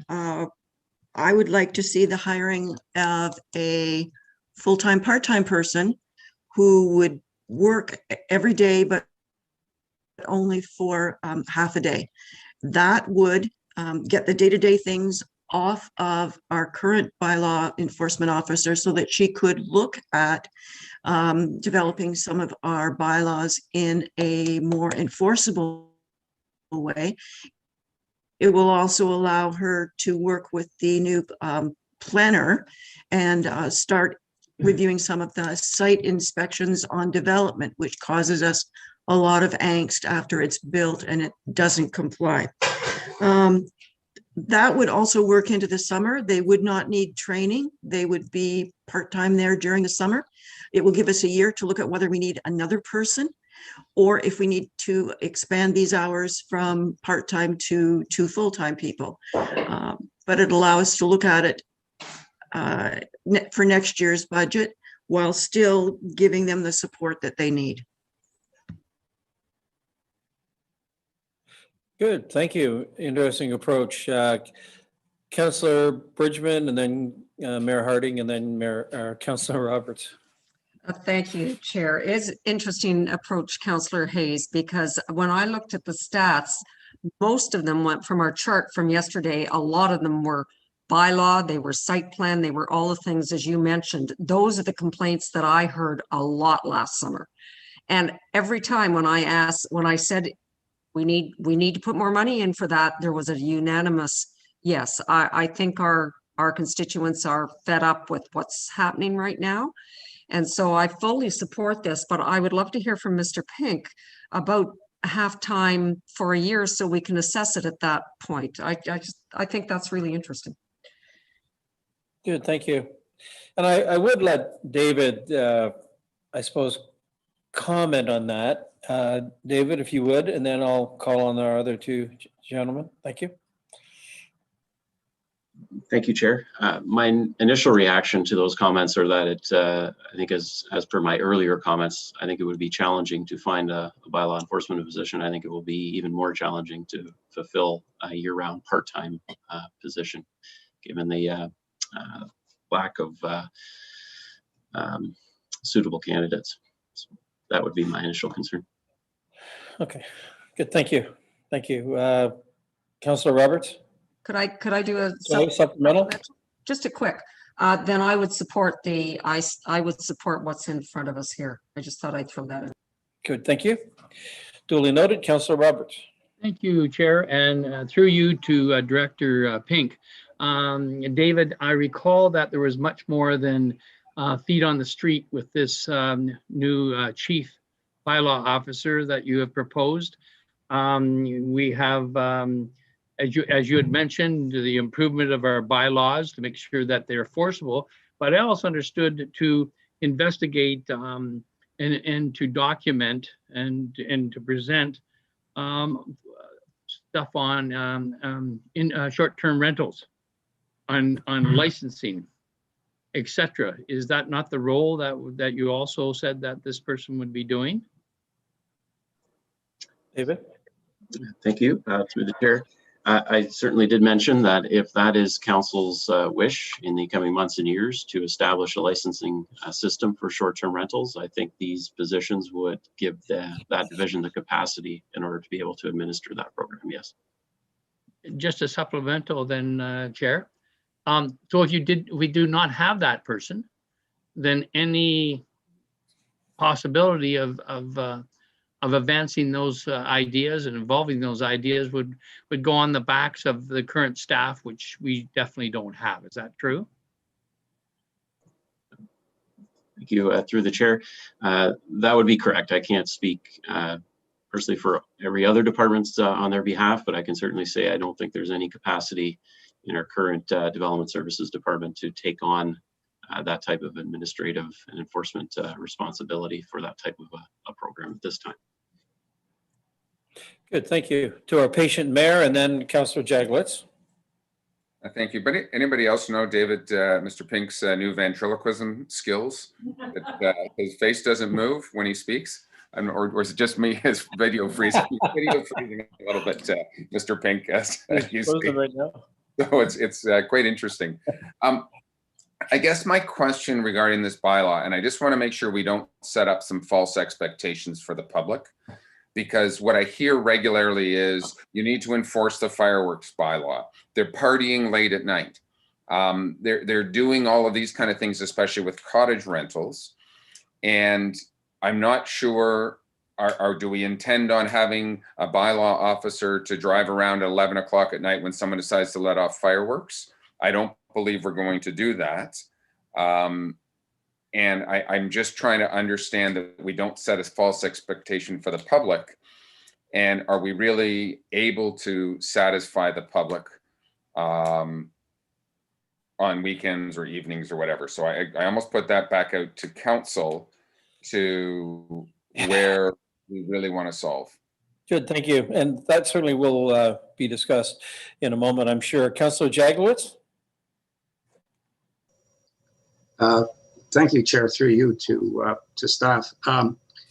Some of this service that these people do have to do with building services, do they not?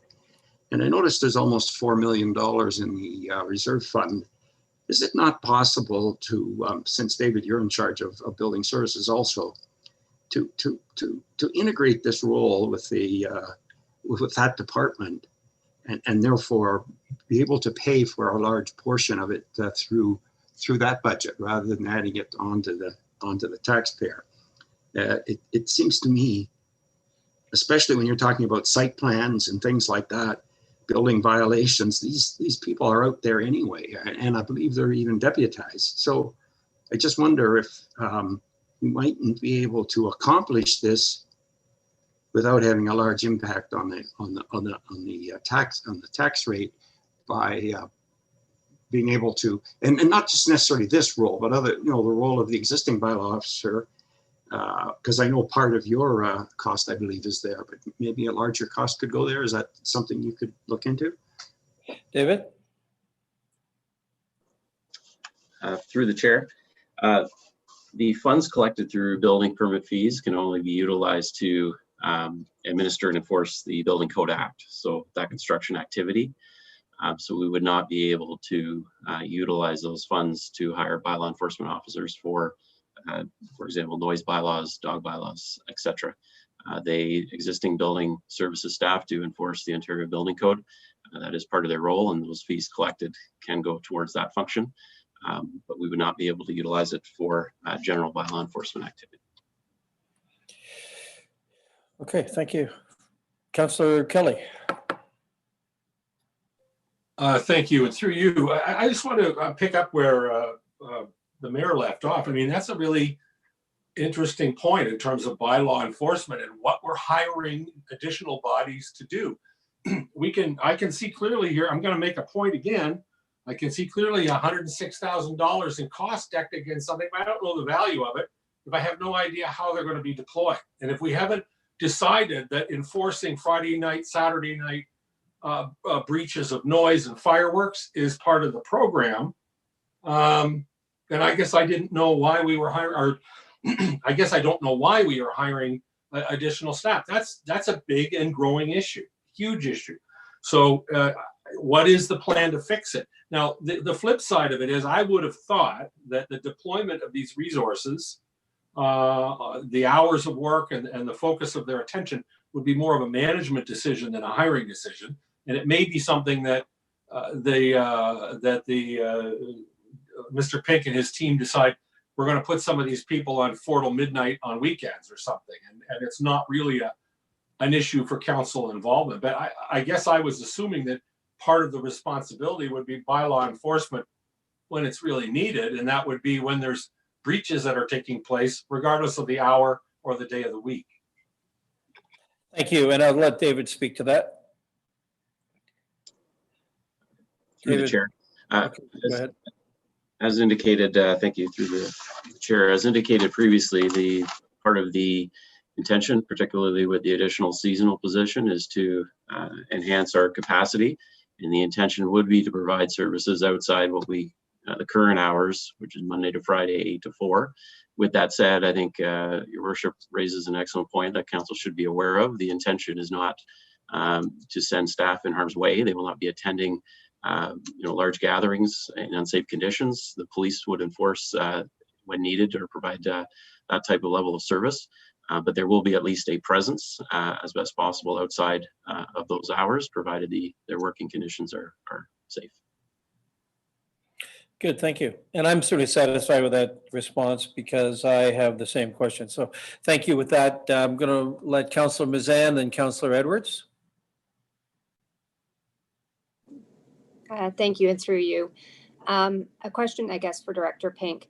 Does this new position, as I was listening to that, I feel like managing expectations is going to be very important because I continue to see our costs increasing, of which I support.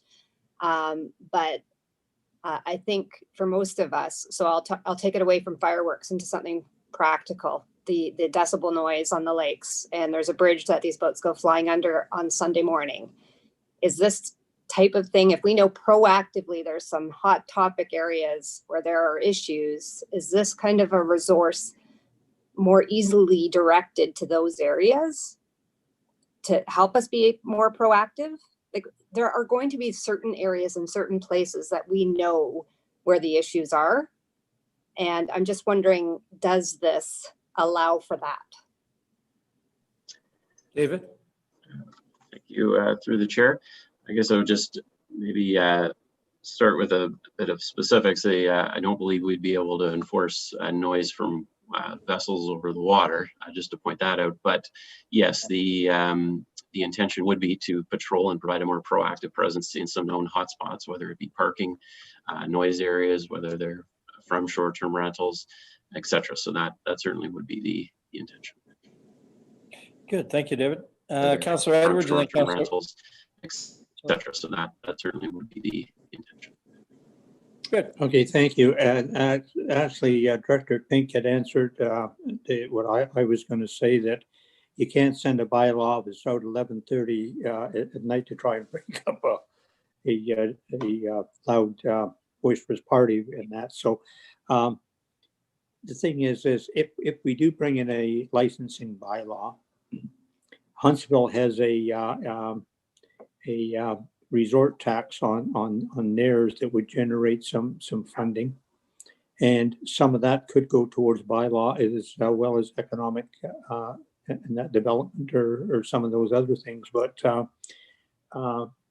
if the council want to go that way, I would support it. But you just don't want a bylaw officer sitting around either at that kind of money. You want to make sure that they're out there. Building infractions should be handled by the building inspectors. It is there, and that. So, but it's just a caution at this time. Thank you. Thank you.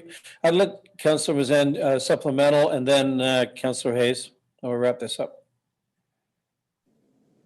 Thank you, and through you.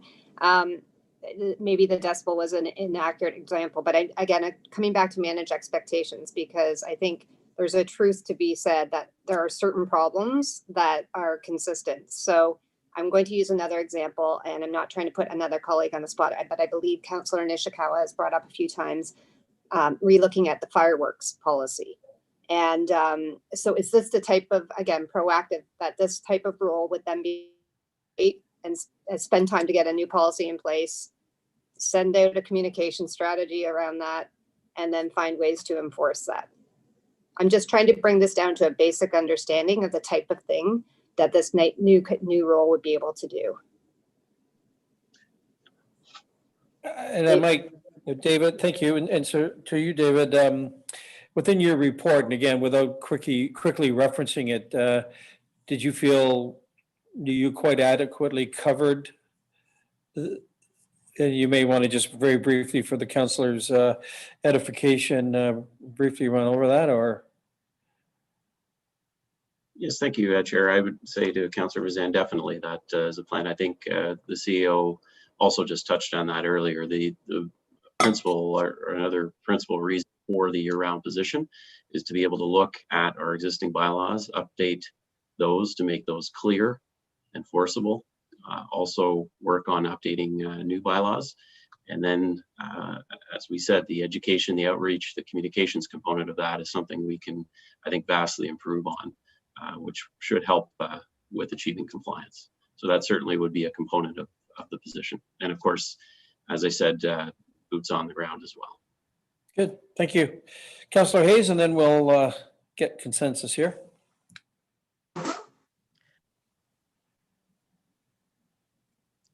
Okay, I'm going to go another direction. With the next position, which is the communications position, we may not need a full-time communications officer. I'm just wondering if we could combine a part-time communications officer and a bylaw administration, which would take all the calls and allow the current bylaw officer to be feet on the street, and to help develop the bylaws. I'm wondering if maybe that might be something that we could look at, is one full-time position that is shared between the two of them, which would allow, I know you're not getting an extra bylaw officer, but you're getting her away from the desk and follow-up telephone calls, answering telephone calls and emails. So that might be something that we might want to look at as well. Thank you. So David, I guess just to frame that up, it looks like Councillor Hayes has a notion that you would need just a new employee, another employee, and they could do a myriad of duties. What do you think to that? Thank you, Chair. I think, again, the challenge will come down. A bylaw enforcement officer has specific qualifications, and I think it's going to be very challenging, again, to fulfill that position on either a part-time basis or have that split with other duties. It's will be the challenge with that approach. Okay, seeing no other hands, Councillor Hayes, you good? That being said, I could support a summer position to see how it fleshes out, but I would not support a full-time position at this time. Okay, well, yeah, so if I might, thank you for that, of course. So we're considering as a both a full-time and a seasonal. I guess I could ask what's your appetite for, I guess, the full-time? Well, maybe I'll do it the other way. I'm gonna go just the way it is, exactly as we are. Where do we stand in your minds with this ask? If we could just perhaps a show of hands, it would help Cheryl here in terms of that. What would one think of that? Can I see a show of hands that would support? So Okay, can I ask a clarification, Chair? Sorry, when you just said that, I just want to make sure I'm clear, because you said there's a full-time and then a seasonal. And Yeah, maybe I missed that. I thought it was one position that in the summer. So are we looking at two positions here or one? Like Okay, now so let's call body. I just want to make sure I'm Two. clear. Two. In fact, it's a full-time chief bylaw officer to work with our existing unit, if you will, bylaw unit, and then a seasonal one for those peak summer, spring, summer, fall months, probably summer months. And that's what you're considering today, which is the 106,546. I think you've heard David state in his reports, it's what's needed. And he provided an excellent rationale to that. So I'm looking around. I see Councillor Edwards now has a question. Go ahead. Yes, you know, it's chief bylaw officer and that over one and that. Can David not handle that? And that, do we need a chief bylaw officer? It just seems to run the bill up. What we need is feet on the street, not somebody sitting there telling somebody to go out. And this is one of the things I'm concerned about, and I wouldn't support that at this time. Thank you. Okay, thank you. And David, to that question, I guess to that question, what do you think of that? Again, I will take the certain direction from council and ultimately lead that team. My concern is if the desire is to employ just the seasonal position or seasonal positions, I can appreciate the costs may be less. I think what likely will occur is, again, to fulfill those positions, you're likely going to get less experienced, less qualified candidates. If you wish a significant amount of my time to be utilized coaching and mentoring those, then that's, I think, what would ultimately happen there, to provide that guidance and support for those teams. And hence the need for the chief bylaw position. What I would mention again, I think I stressed that at the last budget meeting, the intention was never for the chief position or the manager position to have an in-office managerial role. It's certainly to provide those boots on the ground, as well as support for those other staff in that division. Okay, thank you. Essentially positioned as a service level enhancement, if you will. Mayor Harding and then Councillor Roberts. Thank you very much, Mr. Chair. I think the interesting thing is if we were to add a full-time chief bylaw officer, we in effect double our summer contingent bylaw, which I think is a good thing right away. We don't really need to triple it. So I think adding a full-time person to help modify our bylaws, look bigger picture, I think is a good step in the right direction. And it will also, as I say, double our seasonal component already. So I'd be in favor of that.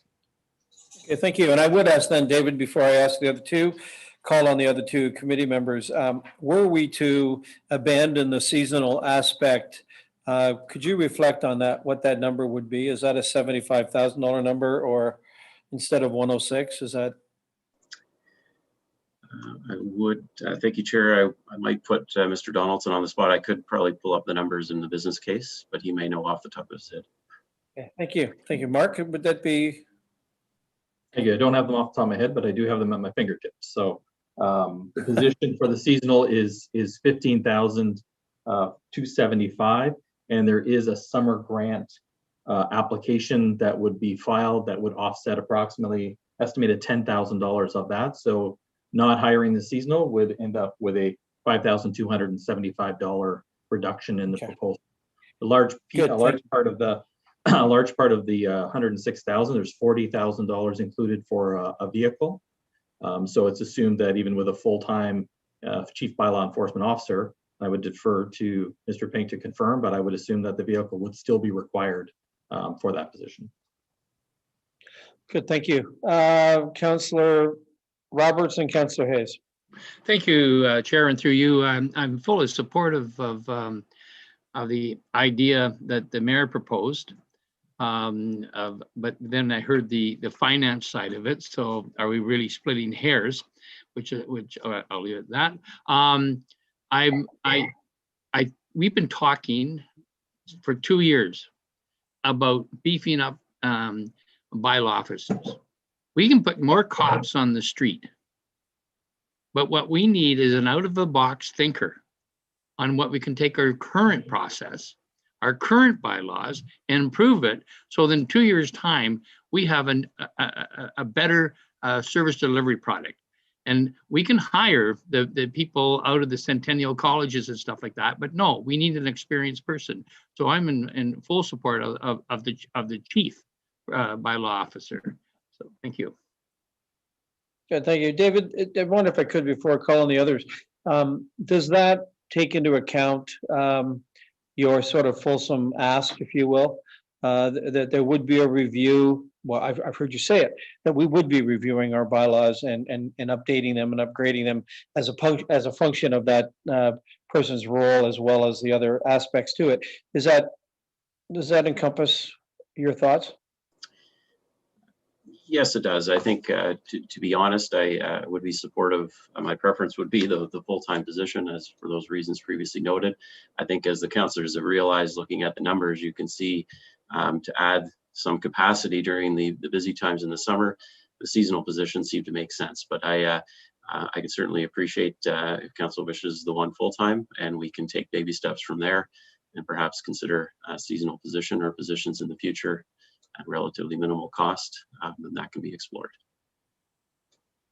Good, thank you. Okay, so we have Councillor Bridgman. I'll let you, then Councillor Hayes and Councillor Mazan, then I'll ask for where you stand on this issue. Thank you. Okay, Councillor Bridgman, go ahead. Okay, thank you. Thank you, Chair. It's just a question to Mr. Pink. Then this goes back to expectations. If we have 2 full-time, are we going to get weekend coverage? Would that full-time person be willing to work weekends? Because I thought that was part of why we were going to hire a seasonal person in the summer to cover Saturdays and Sundays and the parking in Bella and all of that other stuff. So if you could clarify that for me, it would help. Thank you, through the chair. Thank you, Councillor Bridgman. That's an excellent point. That certainly would factor into it. Again, I don't have sort of a schedule drafted out in my mind or work plan just yet, but certainly by removing the seasonal position, that would reduce some capacity in the summer months and may limit the full extent of additional hours or weekend time that you might have been looking for. Certainly any additional assistance or that capacity would help fill in those gaps. All right, good. Councillor Mazan, Councillor Hayes. Thank you, and through you. And I did appreciate that, the reminders. Thank you of the staff report. And just listening to the financial of the seasonal role, you know, assuming we can get the grant, it's pretty minimal cost. I like what Councillor Roberts said. We're kind of splitting hairs at this point to accomplish our goal. It would seem too that if we hire one full-time position, if we deem next year that that summer's position, you know, we didn't see the value in it in the way we were thinking, that becomes something we can discuss perhaps at next year's budget. So I would be supportive of this. I think we need to do it, and I think it's been a long-standing issue. So thanks for the overview. Good, thank you. Councillor Hayes, then we'll take a consensus. Thank you. Councillor Hayes? Rather than going to one full-time position, could we go to one full-time contract position for 1 year? That way, if we don't get the benefit from this job position, it is ended in a year and we're out of the contract and there.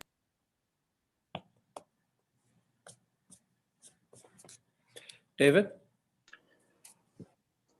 Again, if that is the wish of council, we can certainly pursue that. Two initial thoughts come to mind. One, the vehicle. That may be a concern. We would own an additional vehicle. And number two, again, just potentially some challenge in fulfilling that position, given a contract posting. But if that's the wish of council, we can pursue that.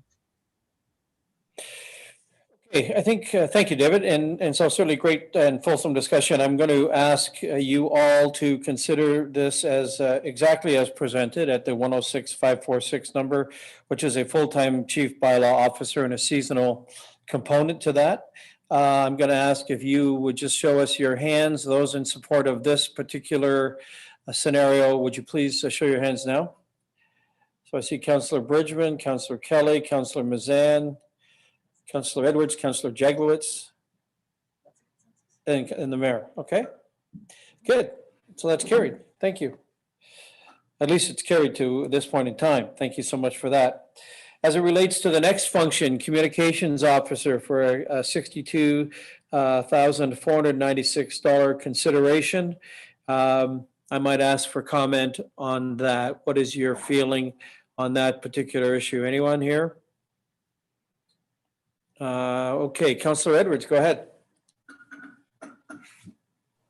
Thank you very much. I would look in to see if there's any funding from FedNor and get an intern. That's how we got Corey Moore. It worked out excellent. We trained him. It would save us some money, and that because if we're putting a bylaw officer in now and the other, boy, we're really getting up there. But it's just my thoughts on that. But I would look to some sort of an intern. Thank you. Okay, so thank you for that. And before I ask Councillor Mazan and Councillor Hayes, I might ask David, yet again, he's on the dance floor here. On that particular issue, is there a viability to some sort of fiscal offset by the province, by some grant, FedNor, et cetera? Thank you, Chair. Yes, we could pursue a FedNor grant and see if we're successful. Just keep in mind with respect to eligibility, it's FedNor grants are typically with respect to economic development, less so communications, but I think we could likely structure a proposal if that's council's wish. Okay, good, thank you. Councillor Mazan, Councillor Hayes. Thank you, and through you. You know, it's been an interesting process going through our strat plan, living through this pandemic, now going through this budget for the second time. And something I've been really pleased to see is the acknowledgement of the importance of the role of communication from my peers and around the table through staff.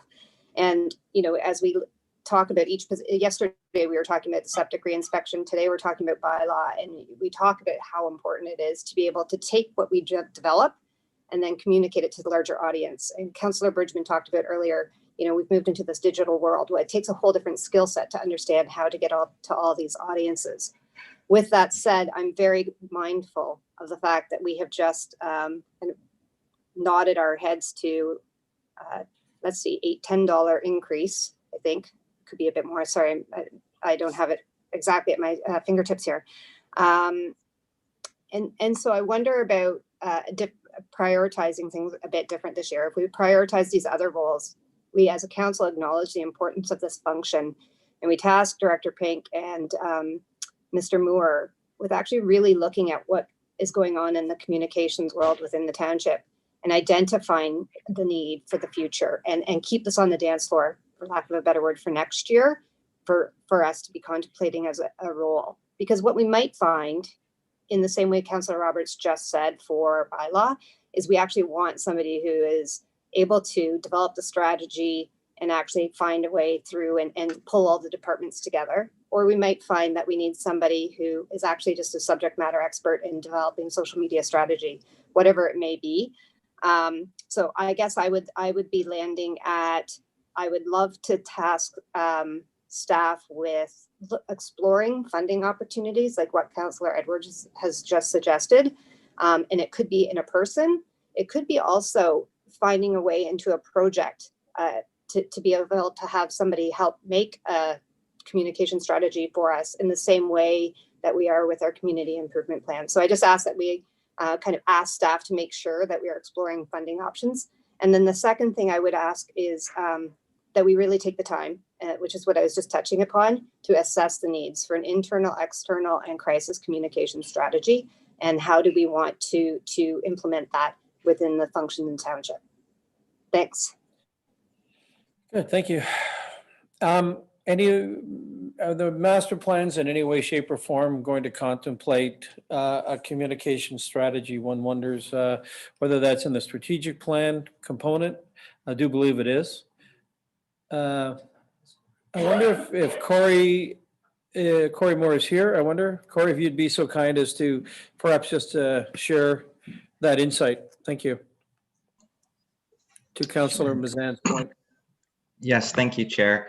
I think to Councillor Mazan's point, and through the process of developing the strategic plan, we have certainly seen kind of the awareness, I guess, of communications and this group over the last couple of years. In that strategy specifically, I think it has identified areas where we would like to increase our public communications.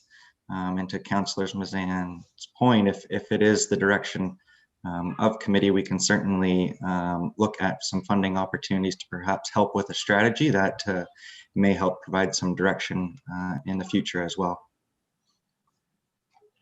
Okay, good. Thank you. And that could come through economic development and find its way here, one might think. Okay, Councillor Hayes and then Councillor Kelly. Yes, I'm going to support Councillor Edwards' suggestion of a Fedmore grant and have somebody come in. At least they would be there to give assistance to Corey and maybe take off some of his workload so that he would be able to execute things. We are in the middle of extraordinary circumstances.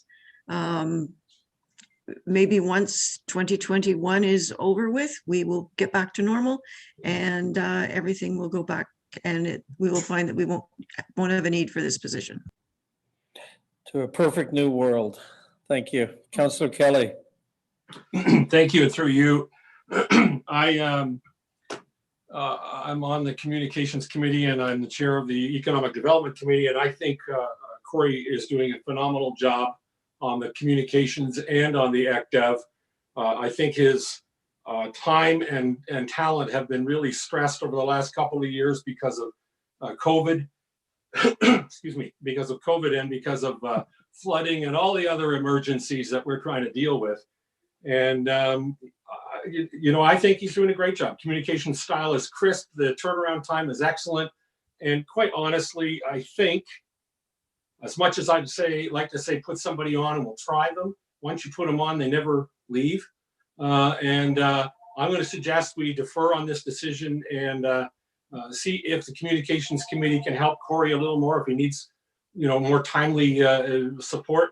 But I would vote that we defer on this add to the budget by 12 months, or reconsider it in 12 months. Anyhow. Good. Hearing that, thank you, Councillor, and certainly to the other comments I've heard.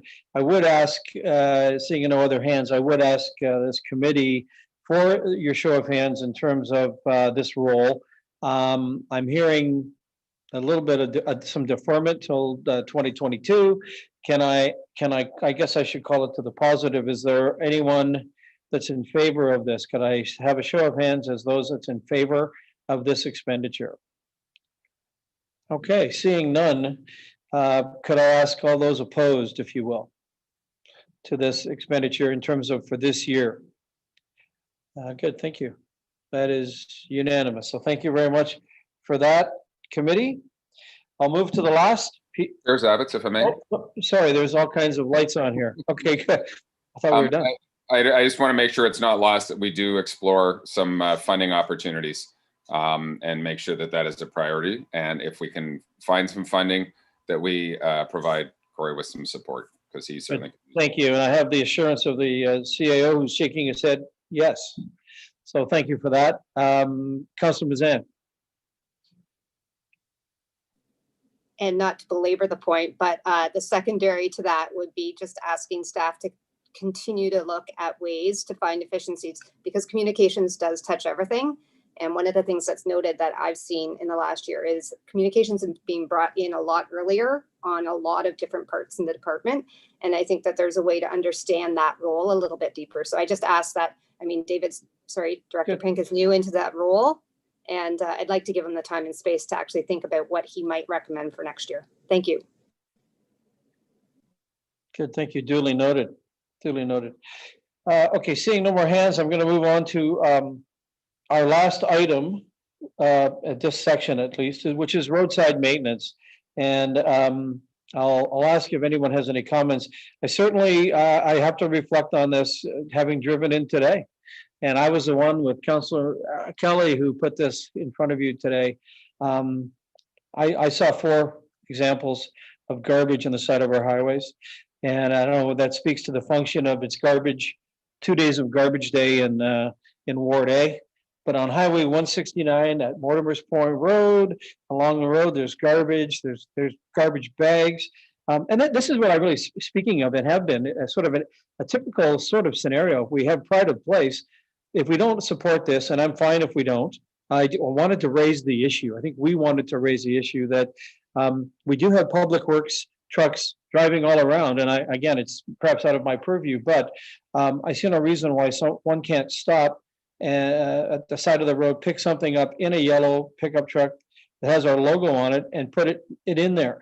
In fact, there was a vehicle at the Torrance Community Center on my way out this morning to get to this township office, and so that vehicle could have picked up all of what I'm talking about. So, you know, I did also want to reflect on the idea that I thought there was granting so that we were going to apply for, but I'm quite fine to not support this if there is an eye to the cautionary tale of expenses. So I would put that out there. Mayor Harding, thank you. Thank you.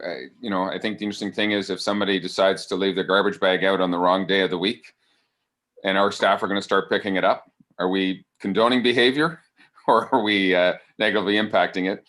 And I also think if we have increased bylaw and somebody's got garbage out on the side of the road, maybe they can open up that garbage bag and figure out who owns the garbage. But I just right now, I think it's nice to have, but I certainly want to increase service levels of our staff with different occupations to pick up unattended garbage. Understood. And seeing no other appetite for discussion, I'd certainly ask any of those and all of those in favor of this aspect to raise your hand. Okay. Oh, there's one, Councillor Roberts. Or do you have a comment? I guess it might be a comment. Maybe I didn't understand the question about waste collection. Is this for our staff to stop every time they see garbage or whatever? No, I'm not supportive of that at all. I'm supportive of a summer employment opportunity to pick up garbage along the roadsides. I have done it. We haven't been able to do it for the last 2 years on Earth Day, and I collect 8 bags of garbage between Leonard Lake Road 2 and Leonard Lake Road or to the top of the hill at Carrydale. It's just amazing how much garbage is there. Good, thank you for that. Thank you for that. And certainly the intent was not to pick up garbage because it's garbage day. This is, the flotsam and jetsam along old pieces of refrigerator. I'm just talking about things that fall out of people's trucks and are not located by someone's home. So at the very least, I'm fine with wherever this lands. Councillor Hayes? I thought this was presented as a summer student who would be driving through the township, and if they saw garbage, they would stop and they would pick it up. I know a lot of our residents actually walk the roads during the summertime with bags, and they leave the bags on the side of the road because why should they be charged to take them to Evely or put them in with their regular garbage? Right. And it seems to me that the most of the refuse happens during the summertime. So for the $11,400 that this would cost, I would support it as a pilot project. If it works good, we'll do it again next year. Good, thank you. And I think that was the spirit that it was originally presented. That certainly to that report, it states clearly that that's what the function would be. Perhaps as a test project, if others see this as viability. I see Councillor Edwards. Thank you, Councillor Edwards. Yes, thank you very much. It's unfortunate. Last year, the World and that cleanup day was canceled. But some communities have different projects like adopt a road and everything else like that.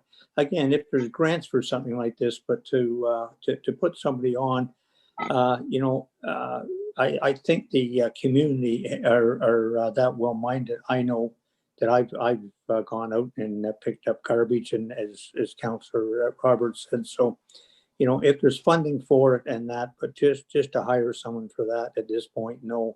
I think we've got to tighten our belts. Thank you. Okay, Councillor Kelly. Thank you, thank you, and through you, just to follow up on what Councillor Edwards just said. I suspect we could get some of the community service groups to help us out on this periodically. We already do some. The only issue is if you do it off schedule, you end up paying at the dump to drop it off, which is a bit of an insult. If we could figure out how to get that handled, I think we could probably find some community volunteers to help with this, not on a daily basis, but periodically at least. Okay, good, thank you. And I think to stay on this particular topic, which is the consideration of the funding, I would ask if there a show of hands to those here in this committee who would want this roadside maintenance $11,400 to be passed today. Could I see your I believe hands? Ken had his hand up. He wanted to make a comment. Mr. Becking wanted to make a comment. I can't see that. Go ahead, Ken.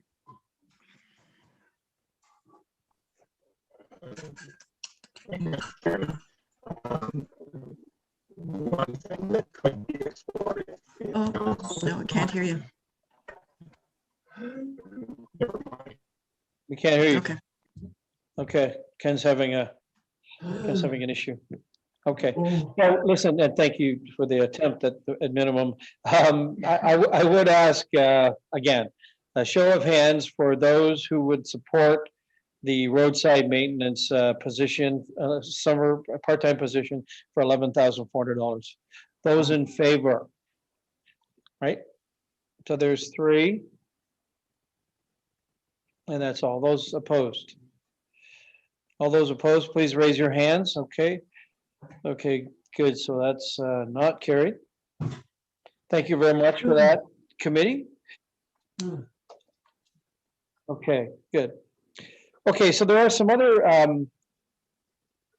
well, actually, before I do that, I guess I could ask Mark now to do his analysis. I'm sure you have, sir, are ongoing. There are 3 other items in here that I want to very briefly discuss and bring to your attention. And the one is other items is winter lights. You can see it there as a $15,000 suggested expenditure. Winter lights, $15,000. You've got the report. Questions from the committee. your thoughts on this $15,000 expenditure. Councillor Bridgman, then the mayor. Thank you, Chair Zavitz. My comment would be, I wouldn't be in support of these. These are nice to have at the moment. But to the fact that we're going to quarterly get our budget reviewed at council, we may find we may be able to do the winter lights or the business video. I would like to not take them completely away, but reserve that to our ongoing budget as we see how it pans out over the year.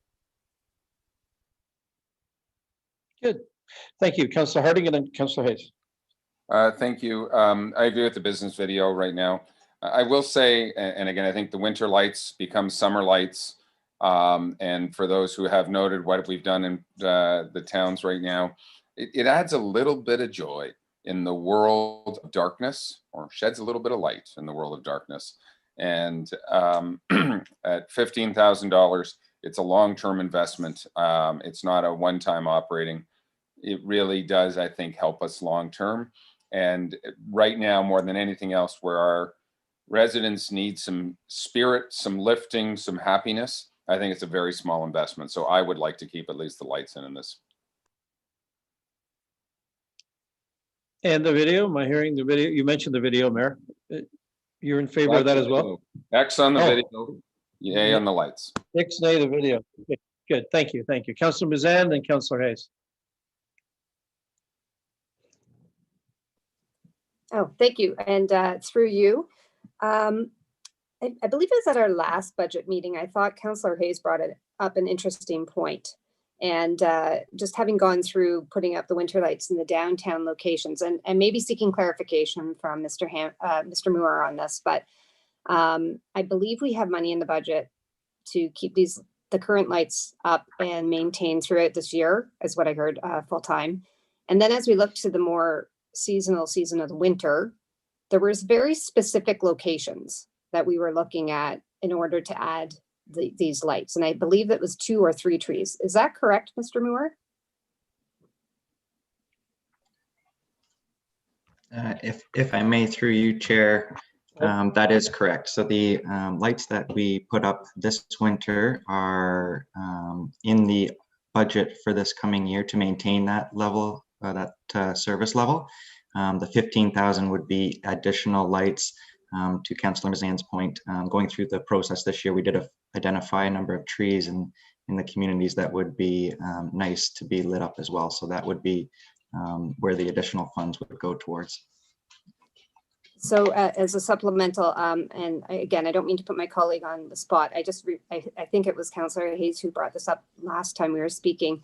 I do think there's an opportunity for us to reach out to the community to see if there is a way that they want to support, particularly in Port Carling. I think there are some businesses that once they see that we're interested and we're trying to add some sparkle and joy, that they may want to get in on it and that was really part of the plan and intention this year as well.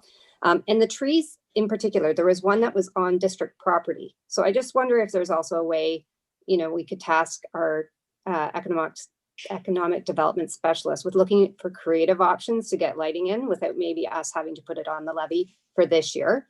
And secondary to that would be to build on Councillor Bridgman's point, maybe we are able to creatively keep this as an option without having to commit to it being on the levy today. I don't know if that's a possibility.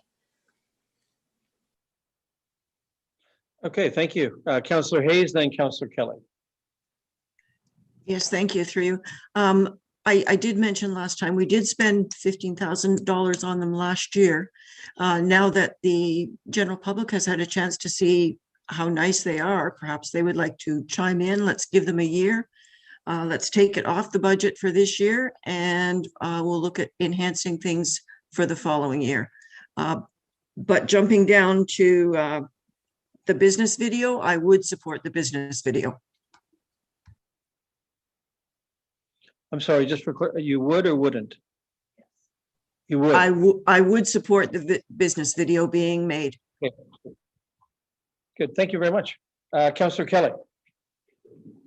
Thank you, and through you, I think the 15,000 we've invested in lights already worked beautifully, and they're going to be available to reuse next winter or run through the summer.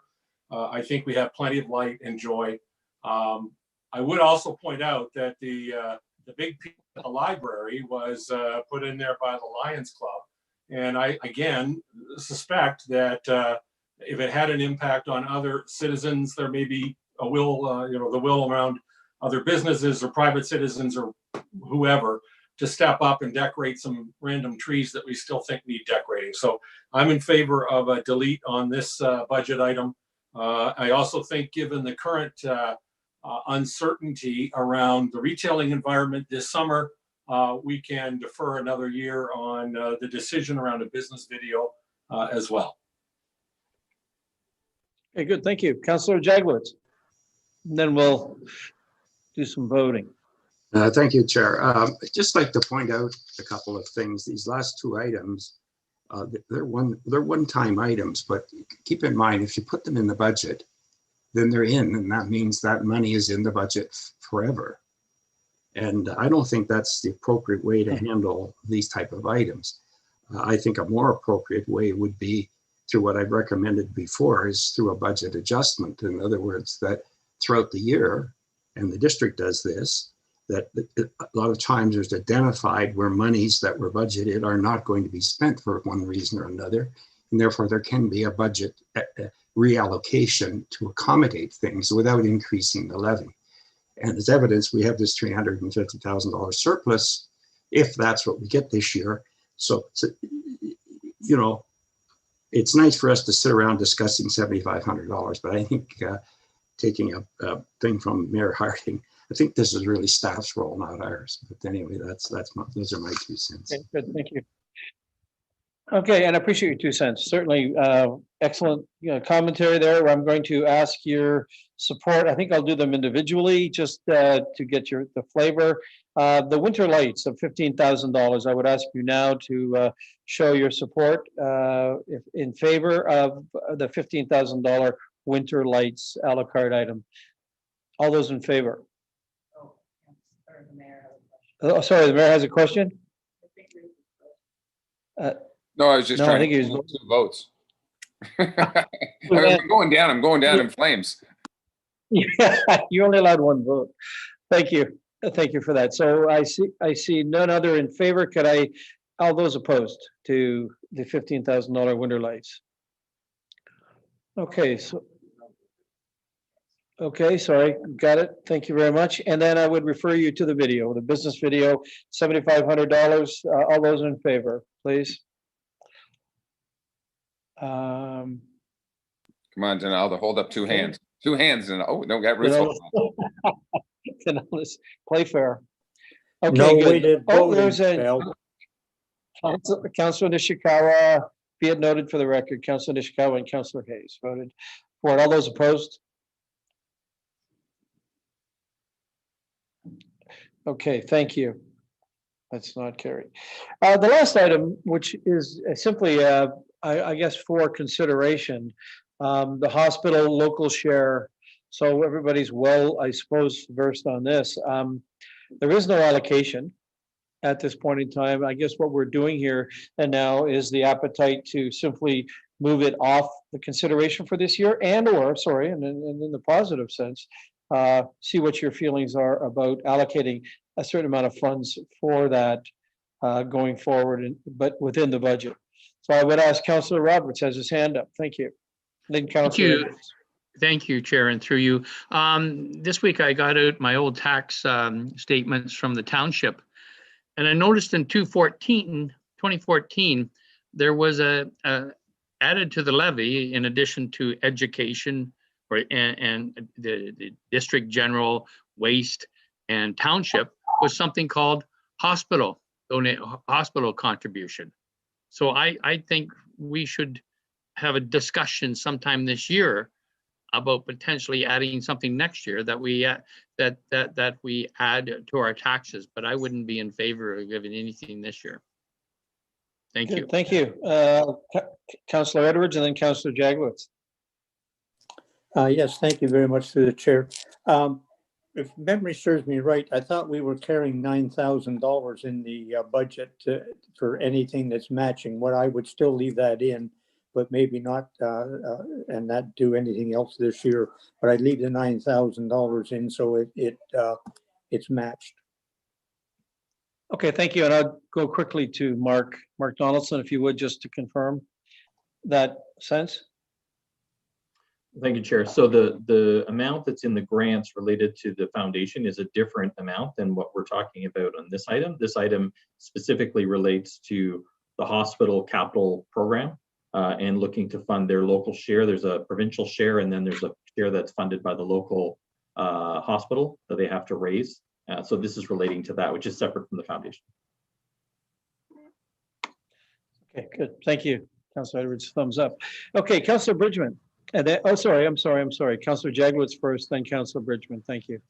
Yes, through you. I was just attempting to answer Councilor Roberts' notation on the tax bill.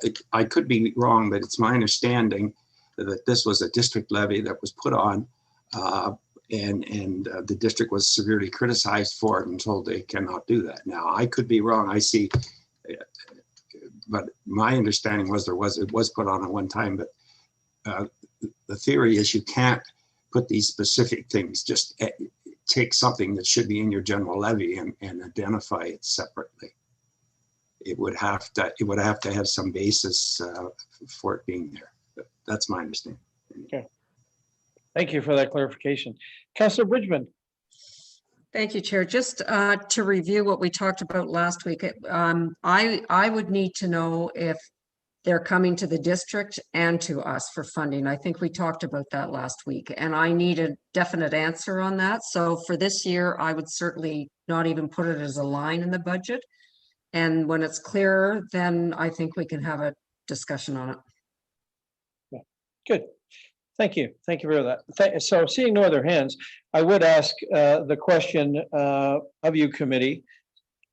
Sorry, Phil has his hand up now. Sorry. I'm sorry, Mayor Harding. Sorry about that, Chair Zavitz. Just so that council is aware, ultimately, within the next number of years, there is going to have to be some funding for the hospital. That's a given. We know that it's probably going to be in the tune of about $70 million across the district. Now, is that put on the levy? Is that put and funded through a debenture? Who knows at this particular time? But there will be a portion of that Muskoka Lakes, because we certainly use the hospitals, and we will have to contribute towards. So I certainly don't mind this year not putting it on this particular here. I agree with the matching funds on the $9,000 on the other side to leave that in play.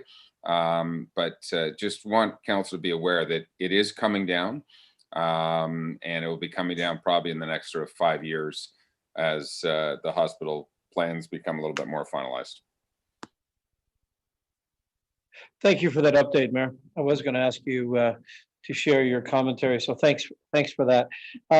Seeing no other hands up, I'm simply going to ask this committee, is there any appetite, show of hands, to donate, to allocate local share hospital funding? Is there any appetite for that? All those in favor?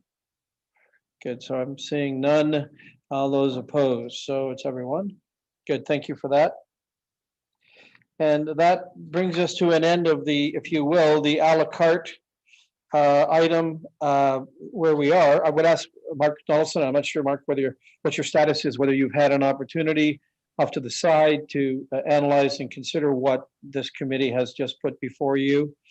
Perhaps a nodding of your head would help. Are you in a good spot? Okay, we were going to call a recess for that, but I suggest we would just continue on. Is that making some sense? Okay, good. Well, carry on. So, thank you, Chair. So the way the table has been, thank you, Chair. So the way the table has been structured, I see that we have accepted the position of the mechanic, the planner one, and the chief bylaw enforcement officer and seasonal. If we draw a line in the chart at that point and everything below that has been either canceled or deferred, the tax levy increase would increase from 2.64% to 4.18%. And that would translate into a $20.82 increase on a property value assessed at $500,000 over 2020. Okay. Okay, so I think based on that, that may prompt some questions. And I'm going to afford this committee that opportunity. As there's a thud. How does, I see no hands. I mean, it is, I suppose it is what it is, given that we just supported those pieces that we did. There we go. It's lighting up now. So I'll go to Councillor Kelly, Jaglowitz, and Hayes. Councillor Kelly. I was actually just going to suggest a break might be timely to give this some thought. Good. If you don't mind. Yeah, okay, good. No, that's fine, that's fine. So it's 20 of 12, perhaps would this be the lunch break or a brief break? Perhaps I'll just do a brief break here. Let's do a 10-minute, come back at say 10 of 12, perhaps. Consider, and if you feel we need more time, then we'll consider at that time. Thank you.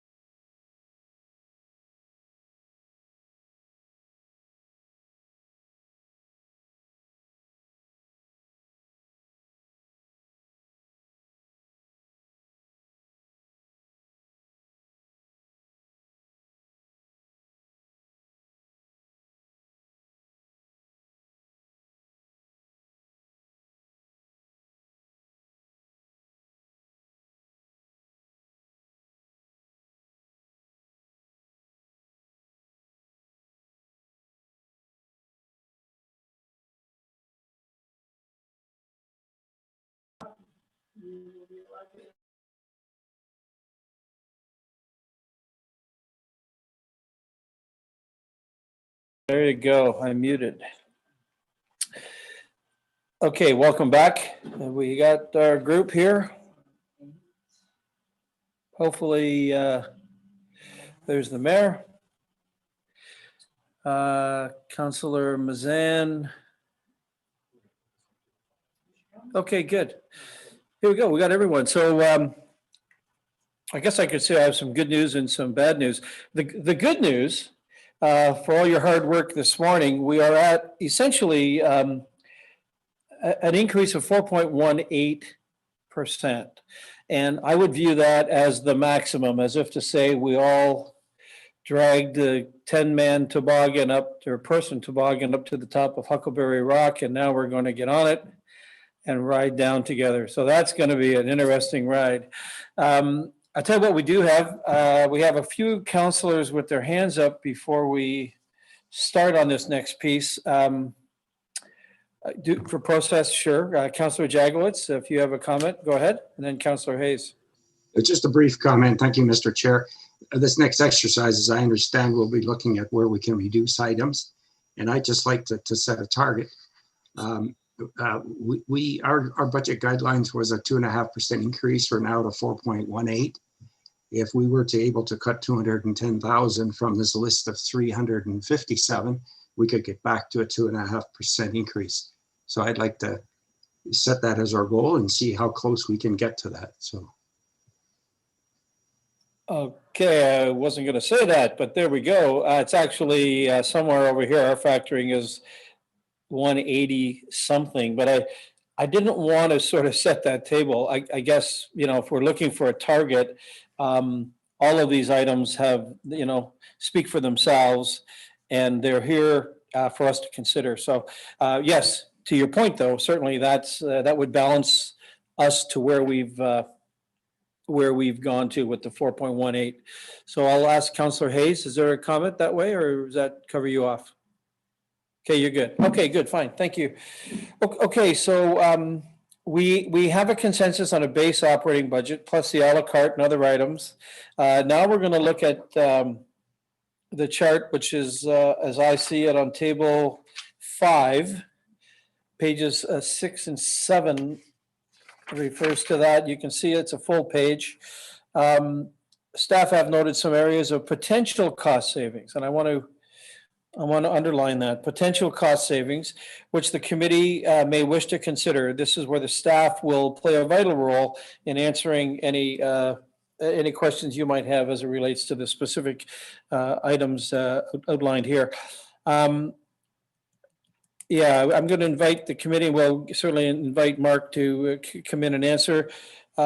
Once the discussion is ended, we'll do somewhat the same scenario again, where Mark will then go away for a moment or two and consider what, where we are, sort of what is that new bottom line. So with that in mind, I would draw your attention to this document. And I would essentially go to the first category, which is under clerk. There's fees, conferences, memberships, reduced staff participation in events. Here we are, COVID 2021, and I think we need to be considerate of that fact throughout this consideration this morning, here and now. There's a $5,000, I suppose I could say savings, a one-time reduction during the pandemic here.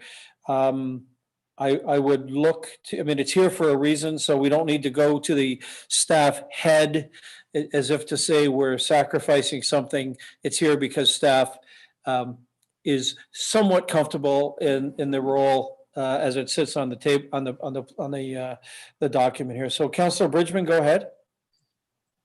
Thank you, Chair Zavitz. It's just a question for me in terms of, could we possibly know what the budget sits at now?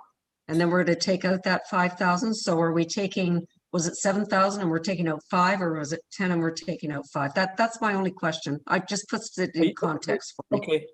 Are you saying asking to keep a running tabulation as we go down this list, or? No, Okay, no, I just wonder what, without me going back into all of the paperwork, what's in there now in that particular fees, conferences and memberships? So Chair, I can, Yeah, I'm Okay, sure Mr. so- Donaldson can Okay, can answer that for me. Thank you. Thank you. So please, Mark, if you would, for easier Yes, so- reference. certainly, thank you. And so the current balance for that line in the clerk budget is $20,980. So 5,000 would bring it down to 15,980. Thank you. So that's about a 25% decrease. I was just looking for some relativity on this. Thank you.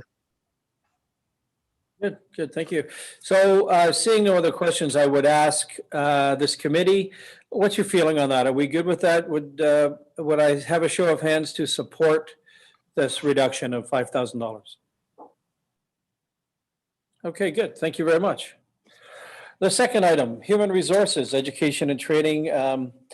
The word there, defer staff development to 2022. One never wants to do that, but again, it's a $5,000 stipend and it's relating to the one-time reduction during pandemic year. Perhaps we ask Mark yet again. Mark, if you'd be so kind, could you reflect on what that overall budget was and what that reduction represents?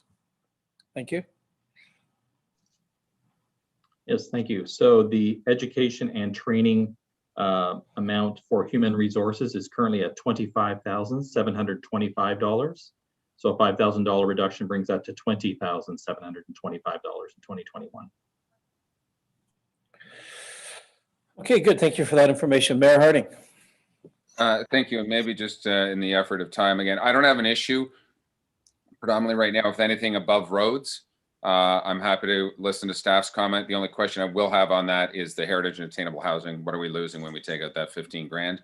But everything above that line up to the roads, don't need to discuss anymore. I'm happy to remove them because staff have recommended it. So fair enough. So we'll highlight that. I see some nodding of heads, so that's good. Thank you for that input. So I would ask then, human resources, this $5,000, a show of hands in support of removing it.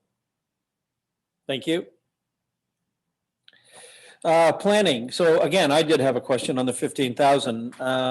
I wonder, Mark, if you could speak to that $15,000. Yeah, thank you, Chair. So the Heritage Committee expense within the Planning Department has a budget of $20,000 in 2021 currently. The last year in 2020, the budget for that line was $7,500. So that's an increase from last year. And the actual reported expense that we have currently is $14. So there was basically no utilization of that account at this point. If for more relevance, perhaps in the prior 2 years, in 2018 and 2019, the expenses were between $2,000 and $3,000 in each of those years. So far less than the $20,000 that's been included in this year's budget, and that's why we put it forward as just for consideration if committee saw fit that this to be an area. Okay, good. Thank you. Councillor Hayes, I knew you'd put your hand up. Yes, thank you. The Heritage Attainable Housing Committee would like to designate some of our community centers this year. So that's where some of the cost is going. We don't know if we will be able to do 3 or 4 of them together as one group, as one cost, which would reduce it, or whether it's going to be the actual cost for each one. We also have coming forward this year an Adopt a Home Build, which will be utilizing the Attainable Housing Grant. So as long as there is sufficient funds in there to accommodate both of those things, I would be happy to reduce it. We also are looking at some historical plaquing. We may be sharing funds with economic development and trails, but that hasn't been firmed up yet. And we would like to be able to contribute to that as well. So that's where we stand. That's why there is money this year, whereas there has not been funds in the past. But if we can be assured that that money is available for 2021, I have no reservations about reducing it to accommodating just those things. Thank you. And would that number in your mind be the $5,000 that would be left in that category? Am I correct? Is that the math? There's 20,000, Mark, I believe, and you would, so is 5,000 within your realm of?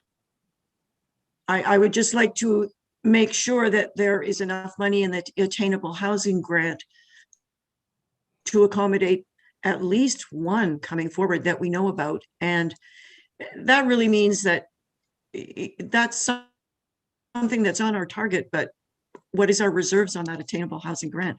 If I could get some clarity on that, I could probably give you a better answer. So just for clarity, you're speaking very specifically about the Township of Muskoka Lakes providing a grant to the Bala Build Habitat for Humanity. That's what you're talking about, or no?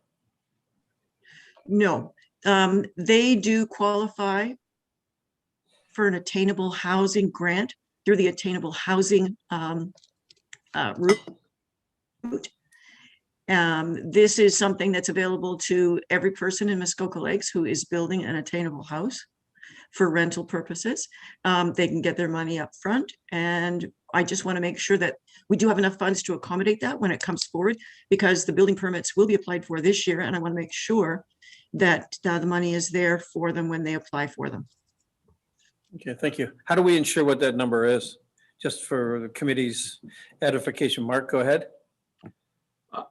Thank you, Chair. I just wanted to respond to the councillor's question about the reserve. So in table 3, on page 7 of 127 in the report, the attainable housing fund is currently at 48,000, and there's an expectation there'll be an extra 15,000 put there, so there'd be over $60,000 available in 2021 through the attainable housing reserve. Just wanted to clarify that point. The 20,000 that's currently in the budget is expense that's funded out of the general levy. Okay, good, thank you. Councillor Edwards, and then Councillor Nishikawa, and then Councillor Edwards. Thank you.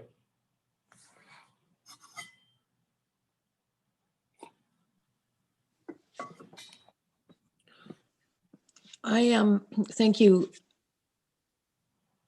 I'm looking forward to the future that this particular line item, heritage attainable housing, gets separated. It's very confusing knowing that we have a reserve fund for housing.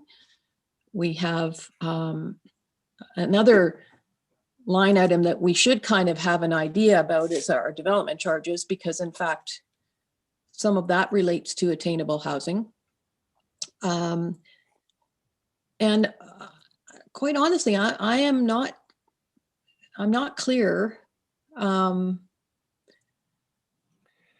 if we are going to be, if in fact we've got 25,000 down below for as a grant for habitat. I have concerns about that, because I also want to see a full picture of how much money that the taxpayers are giving. And while there's a little fund here and another fund here and another fund here, I think that the public should have a very clear understanding of where their tax dollars went for any of these types of projects. So knowing that in fact there is a large district component to some of these items, I just find this line item, planning heritage attainable housing, to be confusing. And I would agree with the reduction at this point that staff had recommended. I'm hoping that we are still putting money in reserves, because I know that in the past people have said, well, nobody's using that fund. Well, in fact, there's never been enough money in that fund to actually make any difference from any one particular application. Anyone that has developed their home, whether it's a $300,000 home, you can easily spend $50,000 before you got the shovel in the ground. So it's a whole different topic, and I hope that those two sections get split apart, and that there's more emphasis put on each one. Good. Not trying to jam them through together. Okay. But I also Sorry, am I being cut off? No, you're not being cut off. In fact, I would speak to David, Ruth, Councilor Nishikawa, what I would ask David Pink to speak to your concern, and perhaps he could shed some more light on that. I'm hoping that he can. You, Chair. And then I'll come back to you. Thank you, Chair. The reason the line item is together, heritage and attainable housing, was really, it used to historically was just heritage. As we know, this term of council has appointed a new heritage and attainable housing committee. So it was a committee request to bring forward the $20,000. Just to comment on Councillor Hayes' questions, just to clarify, heritage designation, typically if a consultant's going to be retained to complete, you're looking at roughly $2,000 to complete that process for research, registration, advertising, and the like. If we do a joint package, we may be able to get 3 properties out of the $5,000, but more realistically, likely 2, which I think historically is a pretty good year for us designating properties, but I did want to clarify that. With respect to the housing grant, just so that committee is very clear, as Mr. Donaldson pointed out, there is a heritage attainable housing rebate program, and it currently has approximately 40,000+, 45, 48, with the $15,000, which is in the budget to increase that reserve this year. It will be just north of $60,000. That is eligible for any property owner to come forward to get a rebate on their planning fees, their building permit fees, development charges, and I suspect there will be more than sufficient with north of $60,000 for the Habitat for Humanity build to avail themselves of that program. You'll also see later on the bottom of the chart before you, the Habitat for Humanity also asked for an additional $25,000 above and beyond that as a straight grant. That is open for committee debate later very shortly to determine whether that is committee's wish. So hopefully that helps clarify both those issues. Good, thank you, David. And so Councilor Nishikawa, is that, are you okay with where we are? I didn't mean to cut you off. I certainly want you to have every opportunity to speak your mind and your thoughts. And so you're choosing not to, I understand. Thank you. Councillor Edwards. Thank you very much. I can support a reduction, but I think we should leave it at less $10,000. Leave 10,000 in. Heritage and that committee have been working hard. They are looking at some designations. They are looking at some signage and that. And I think we should at least leave $10,000 in there, which would go from $15,000 to a $10,000 reduction. Would be my ask. Thank you. Okay, so thank you for that, sir. And I might see no other hands. Is there an appetite to take this, I would say a $15,000 reduction down to $10,000? Is that, I'm hearing that from Councillor Edwards. Is that something that the others could support? Mayor Harding? Others? Thank you. I thought I heard that there was already, we're leaving enough money in there to cover the stuff. Did I miss that? So even if this comes down 15,000, there's still enough money to do a couple, I thought. Maybe I misheard that. Well, and certainly, thank you for that, sir. I wonder, David could, I don't know, shine more light on it, but I do think that he did when he summarized, brought the big number, the new number to that table. I guess the point is we want to ensure that there's funding for what will be coming forward. David? Thank you, Chair. Again, a heritage designation is typically about $2,000 if a consultant's going to be retained. There has to be advertising in the paper before and after, some consulting fees, registration fees, so roughly $2,000. I think you should be able to get about 2 designations done with some leftover funds for signage and other typical sundries. That should be sufficient. If there's a desire for more, then perhaps the $10,000 would be more appropriate. So if I may, a supplemental, Mr. Chair? Please. So we can take out $15,000. There's room to do a couple designations. Everybody's fine. It's a win. So that's the way I looked at it. Councillor Hayes had suggested we want to do those designations, and there's already existing money in the budget to do those. with the removal of 15 grand. Is what I'm hearing from Mr. Pink. Okay, both Councillor Edwards first and then Councillor Hayes. Okay, and the supplemental, what they were looking at is piggybacking 3 or 4 at a time, so we would save money, but if that's what council wants, but if it, and that would, I think that, you know, to be fair, 10,000, because we've added some a la carte items that maybe we could have dropped off and that, but I'll leave it to the committee, but I think in that cutting it in half from 20 to 10 is plenty. Thank you. Okay, thank you. Seeing no other hands, sorry, Councillor Hayes, go ahead, and then I'll call that. Yes, we had interest from 3 community centers to go ahead, and we were going to try and group those together. But we've also had interest from 2 other structures, 2 other homes that are looking at designation. I guess we could put those off until 2022, but it kind of ties our hands at only being able to do the ones that we've been working on up to date, and we'll have to choose which 2 out of the 3 are ready to go.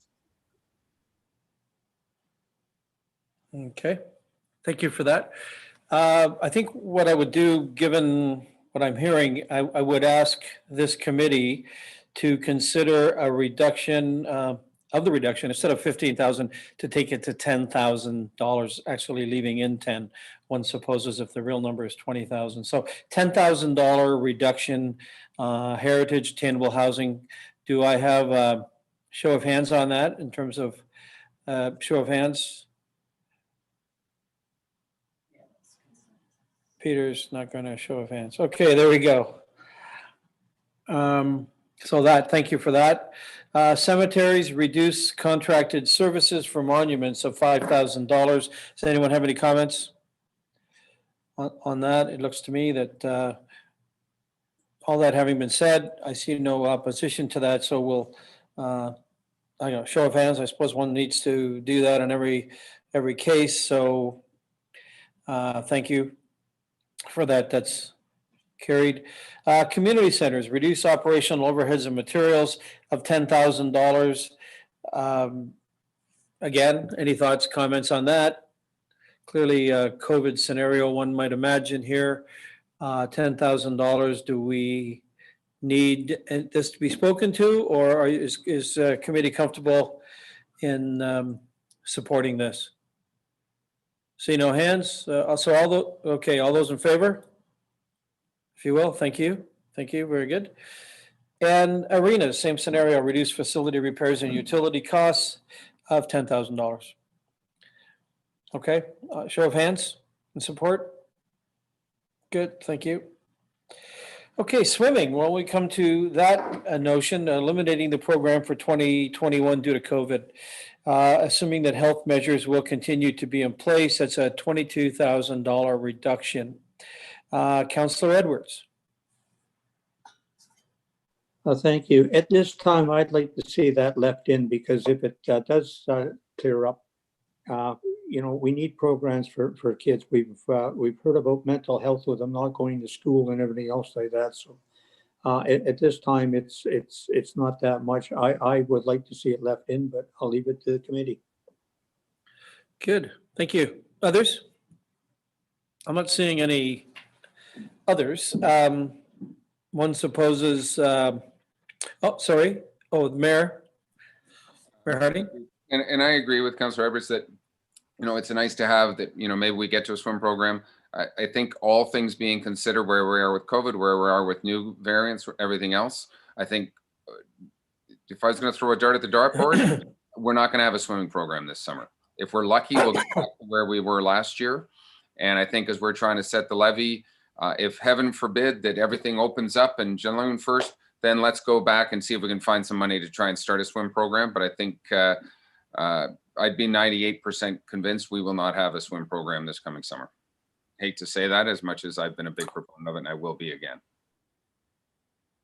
Okay, and thank you for that commentary. I would ask, given the dialogue back and forth, for committee to consider this $22,000 reduction for 2021 and have a show of hands in terms of support of removing this from the budget. Good. Thank you very much. Moving on to roads. There are three categories within roads: hardtop maintenance, reducing activities and prioritizing work; loose top maintenance for 20,000, and roadside maintenance, reducing activities and prioritizing work for 40,000. So I would ask, pre-planned here, that Director Becking somehow is available. I know he's got perhaps not the greatest internet connection. Hopefully we can. There he is. Just in terms of being available. Director, thank you for that. I see one comment. Councillor Hayes, go ahead. Yes, I was going to ask if we could just leave this in and do it last, because of all of them. Well, maybe not all of them, but that I hesitate to take any work out of the roads budget because that is something that affects everybody in the township.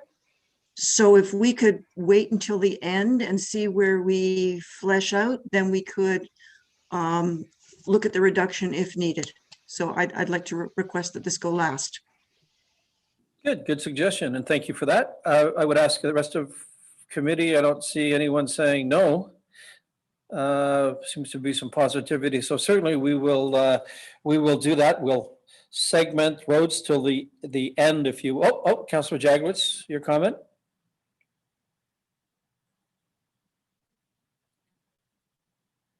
Frank, you're muted.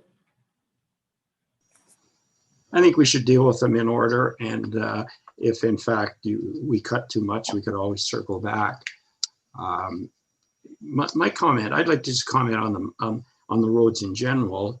It's 110,000. I think, as I indicated, it's a big budget. 110 is a very small amount. I think I think we could probably remove all of these this year. That would be my take anyway. Okay.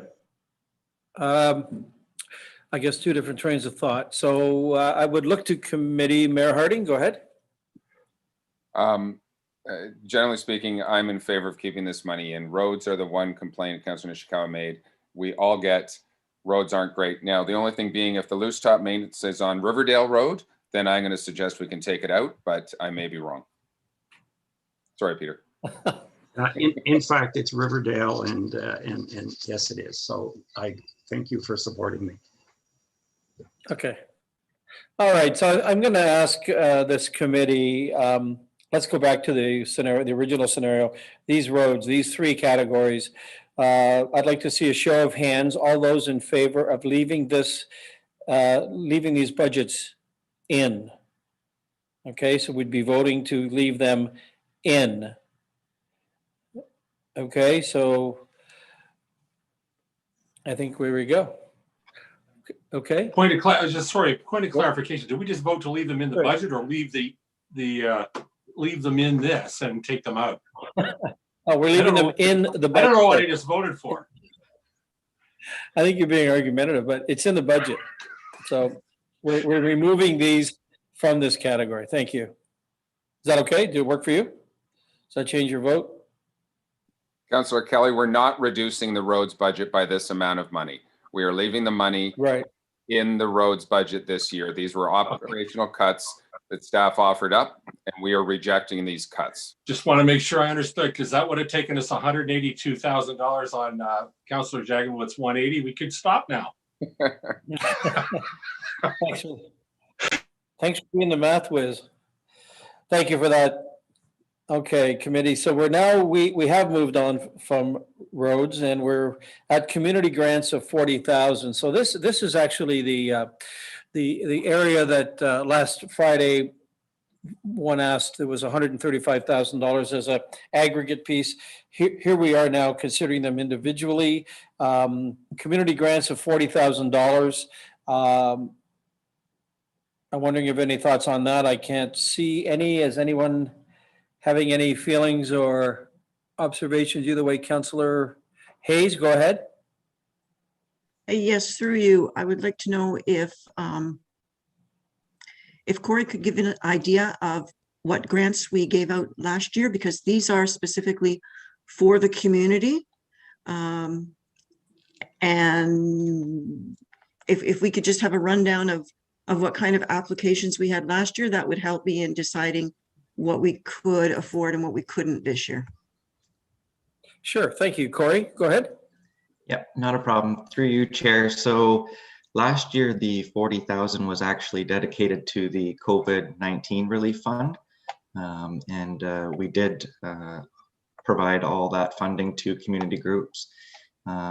If I can recall back to 2019, the program had 40,000 in it as well, and it was actually very well applied for, and we did provide the full amount to community groups as well. I think a total of 14 successful applications in 2019, with about 20 total applications that we received. So.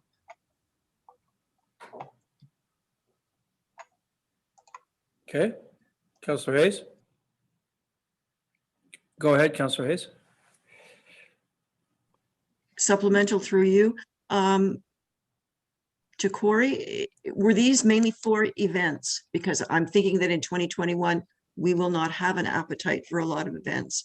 So I'm just thinking ahead to, say, October, when you're looking at the Cranberry Fest or the Trek to Bethlehem. Are these things that would normally go through this grant process that if we take it out completely, we won't have any opportunity to fund them? Corey? So specifically last year, it was for COVID relief, but recalling back to 2019, to Councillor Hayes's point, half of that 40,000 was dedicated to events and festivals. And with the revised municipal grants policy that we updated this year, what we've done is combined what used to be community grants and events and festivals into a single community grants program. So it does include the opportunity for groups to apply for event specific programs. Thank you. Mayor Hardy? As a suggestion moving forward, I think we will still have some need for some community support. I think those people who do have festivals have probably made accommodations to plan for COVID. They kind of got caught last year. I'd recommend that we cut this in half and we leave 20 grand in the budget for community grants and take out 20 grand would be my recommendation. Good, thank you for that. Thank you for that. Doing a little horse trading here. Our CEO would like to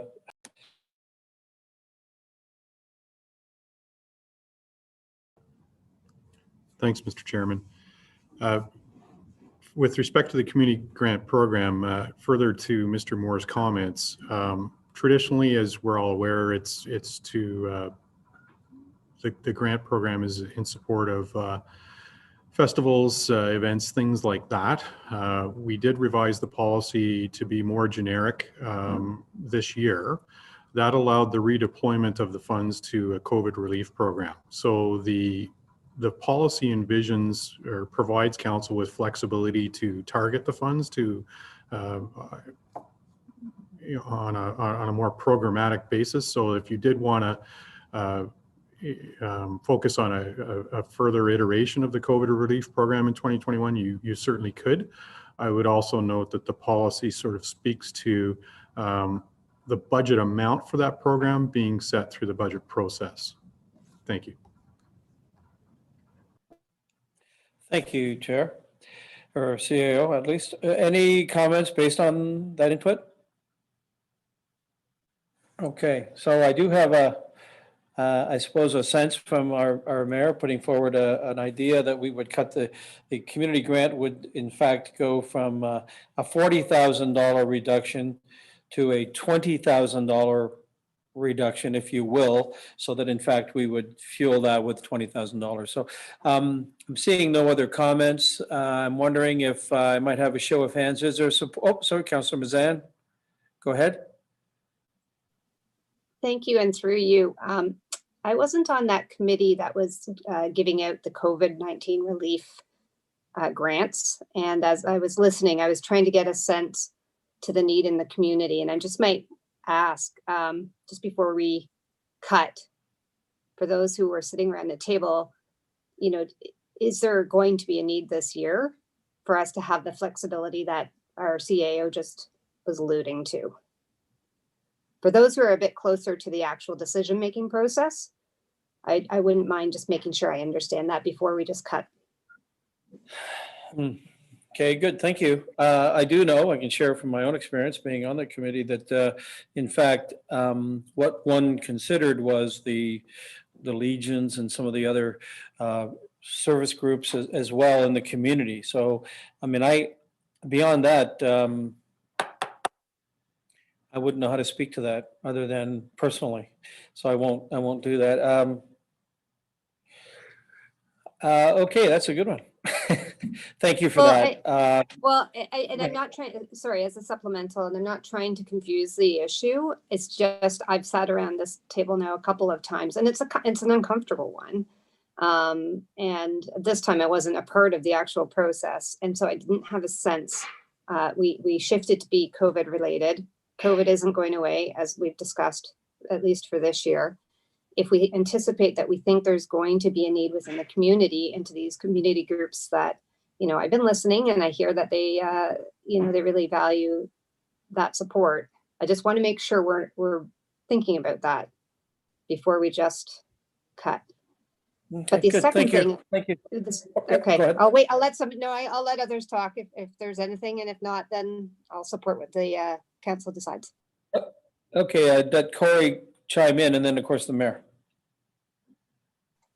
Thank you. And maybe just to help clarify for Councillor Mazan, I think through the past year dealing with the COVID relief, I think the major themes we had saw from applicants was helping purchase PPE equipment, converting programs to virtual experiences, and dealing with, I think, offsetting kind of the loss of some fundraising opportunities that they normally would be able to do in a year through some of their events and everything. So those were kind of, I think, the three kind of main priority areas we saw from applicants. Thank you. Thank you, Corey. The mayor?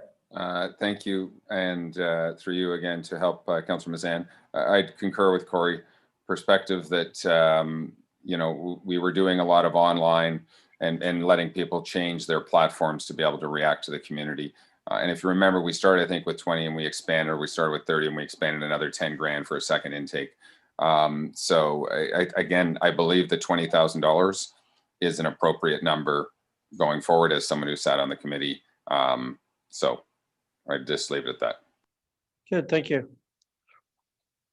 Okay, given that, I would ask this committee, what we've heard, to actually to take that reduction of $40,000 and make it $20,000. So if I had a show of hands to reduce this $40,000 amount to $20,000, please.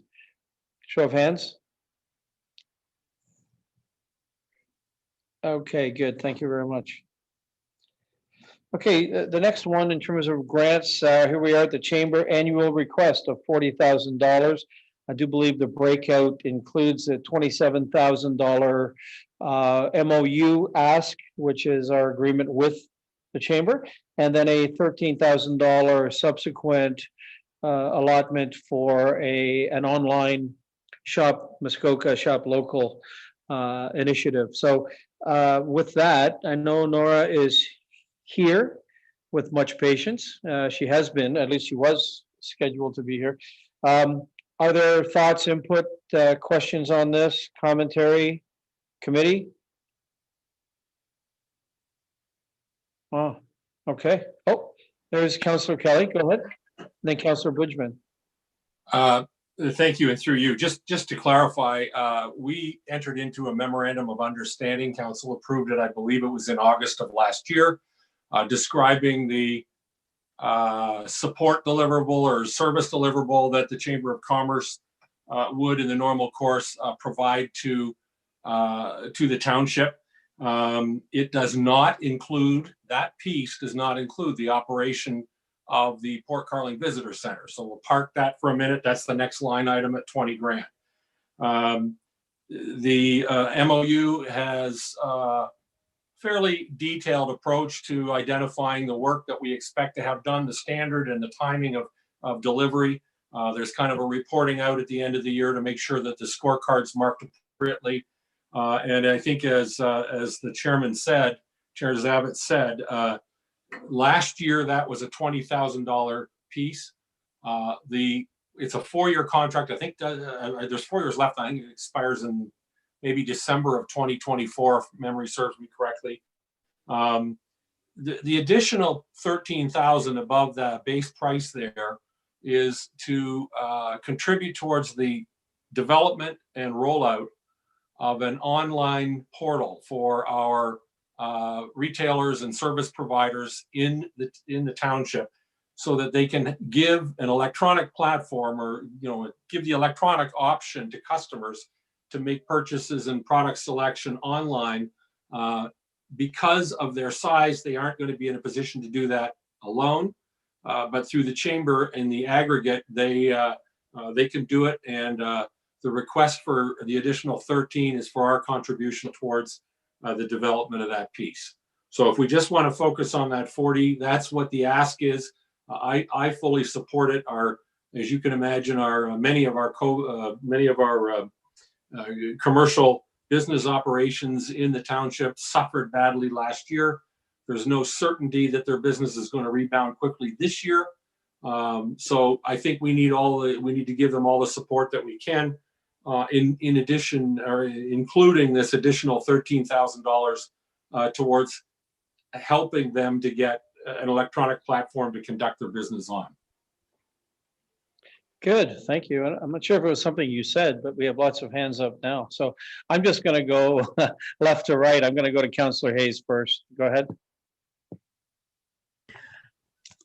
Through you, just for clarification on the businesses being proposed to have supported through online, will this be chamber businesses, or will this be available to all the businesses in Muskoka Lakes? That's a great question, and I'm going to say, well, I won't tell you what I think, but we should let Nora speak to that piece if she's available. She's more intimately involved. I have a point of view on it, but I'll reserve. If she's not available, okay. Oh no, she is there. No, sorry, I'm sorry, Councilor Mazan. She is available. She is in the waiting room, so we'd bring her right in. Thank you.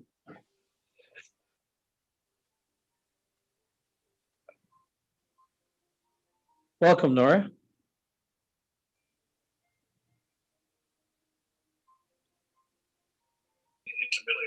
I have a point of view on it, but I'll reserve. Good afternoon. Okay, Thank you. She's not available. Oh no, she is there. No, sorry, I'm sorry, Councilor Mazan. She is available. She is in the waiting room, so we'd bring her right in. Thank you. Can you, Nora, can you, okay. Good afternoon, Council, and through you, Chair. Thank you very much, and thank you for that question. Welcome, Nora. To answer Councillor Hayes' question, yes, we are opening this up to any business in Muskoka Lakes, as well as artisans that may not be online. Please, Can't you hear me? there's some background noise. Something else is on. Radio. Watching on the web. The web. Are you watching from the web? Thank you very much. Thank you for that question. I know what the problem is. To answer Councillor Hayes' question, yes, we are opening this up to any business in Muskoka Lakes. There we go. Sorry, the Good, thank problem was that I had to be able to watch the meeting to know where we were. I was on YouTube as well, so I apologize. Okay, go ahead. So I do So- believe you answered the question of any business, but if you'd like to carry on, go ahead. All businesses and artisans that, we're going to bring them on that aren't online. If they're in Muskoka Lakes, absolutely, it's open up to everybody. Short Okay, answer. good. Thank you. Thank you. If you don't mind just staying present, and we've got some Sure. yellow hands up here. So I'd go to the mayor. Thank you. Thank you. I guess my question was exactly the same. I appreciate everyone's open. Is it the same cost as if I'm a chamber member or not? I guess the question being, if I'm Bob's Retail and I want to join into this, but I'm not a member of the chamber, How much does it cost me to join, or what's the process?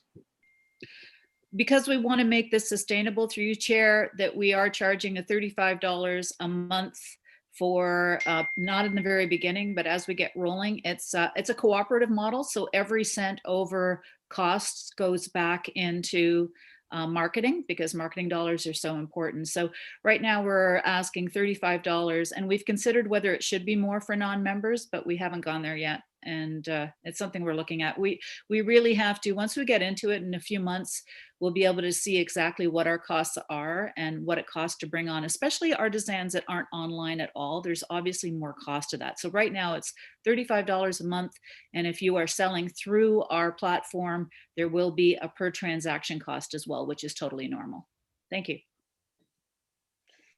Okay, thank you. Councillor Bridgman. Thank you, Councillor Zavitz. So first point, to Councillor Kelly's point, I would like to see the MOU as not in the grant section, but actually as a line in our budget, as long as we have that agreement going on. That's an administrative thing. The question I want to ask through you, Chair, to Nora, if I could, that $40,000, Nora, does that include being at the farmer's market, etc., that I had heard about before, like the marketing part of this? Does that include it? Nora? Through you, Chair. No, that the discussion about being available at farmers markets and where the people are throughout the township is part of our extended $20,000 ask for extended visitor information services, which essentially replaces what we used to do in a brick and mortar way through the Port Carling Vic. So that's the next budget item. Good, thank you. I'll call on Councillor Mazan, then Councillor Edwards. Thank you, and through you, I won't repeat some of the comments made by my colleagues, Councillor Kelly and Councillor Bridgman. I did want to ask the question or have clarification that the shopmuskokalakes.ca, it's a will it always be a $13,000 ask year over year? Thank you. And through you, Chair, the hope is that that it will be a sustainable model, that when people see it, they will be putting in member marketing fees, whether they're a chamber member or not a member, and that will continue to pay for marketing, etc. So as it rolls, it should take care of itself. So right now we're in building, and the building cost is really about $20,000. And I do want you to know that we do have a few dollars, about $3,000 or so from FedNor to help with the marketing of this. So we are looking for any other funding models that we can get to help prop this up. Thanks. And supplemental, Good, thank you for that. In a supplemental, Yes, it's just interesting. The last discussion around the community grants, one of the items that Mr. Moore talked about was help getting businesses or organizations ready to adapt to a COVID world. And I would like to compliment, honestly, the chamber in this initiative, in the sense that they have identified a need, and they are trying to find a solution and adapt in a world that is unknown. So some of us might have heard of the site Not Amazon. This is Muskoka's version of that, and it's small, it's in its beginning stages, but I just think showing that adaptability is something that I would like to support. So thank you. Good, thank you. Councillor Edwards. Yes, thank you very much to the chair. I would support leaving this money in. The chamber does good work, and while Nora is on, I would leave the 20,000 in, because they are going to have a roving tent, I believe, and that. But you know, it's very cheap advertising for us, even $60,000. If we had to hire staff members, we've just seen hiring staff what it would cost. So I would leave them both in, but we'll do one at a time. But I would support it. Thank you. Okay, good. Thank you for that. Mayor Harding. Then we'll. Thank you. Just a quick question. I'm not sure you can answer this. Until, you know, this number's gone up by 13 grand, and I appreciate the 13,000 for the one-time perspective. But in the original $27,000 last year for the operating grant, did that not also include the farmers markets? And I'll go back to what Councillor Bridgman had sort of suggested. There was the farmers markets were in there and everything else. The visitor center in Port Carling was its own separate line item, and I appreciate that, and we'll deal with that momentarily, but was not in the 27 grand from last year, attendance at farmers markets and other marketing initiatives. Thank you, Nora. Through you, Go Chair. ahead. Just to clarify, first of all, just so everyone knows, the Chamber started the Port Carling and Bala farmers markets, but we don't run them anymore. That was handed off to vendors, just to make sure everybody's on the same page. The short answer is no, that was not in the work plan, but we did use our tourism ambassadors out of the Bala office to go and, to attend on a semi-regular basis the farmers markets, to make an appearance, to support the farmers markets, if you will. But no, that's not part of the work plan that is covered by the $27,000. Okay. All right, I see no other hands. I'm going to ask the committee, I guess, on the first piece of this, which is the Operating Grants Chamber annual request of $40,000. It's framed as a negative. It's framed as, do we want to reduce this budget by $40,000? I'm going to ask it the other way, and I'm going to simply say, does anyone that supports the $40,000 staying in the budget as it is, please show your hand.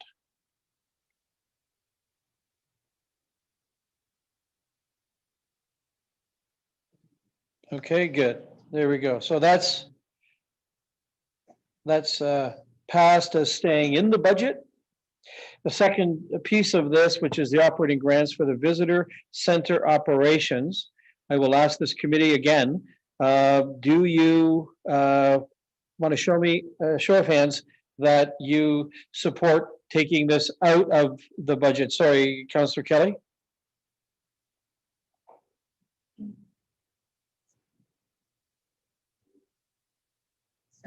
Oh. Sorry, I was just saying, if you, I thought you were calling for questions. So if you want to go right ahead, go right ahead. That's good. If you have any questions. No, I was. Do you have any I questions? was simply going to frame up, and maybe everybody else knows what this is. This is an operation that the township took on itself until I think 2012 or 2013 to operate a visitor center in Port Carling. It's since been subcontracted to the chamber, and so really, there's two questions. Should we be taking it back and doing it ourselves, or do we need to do it at all?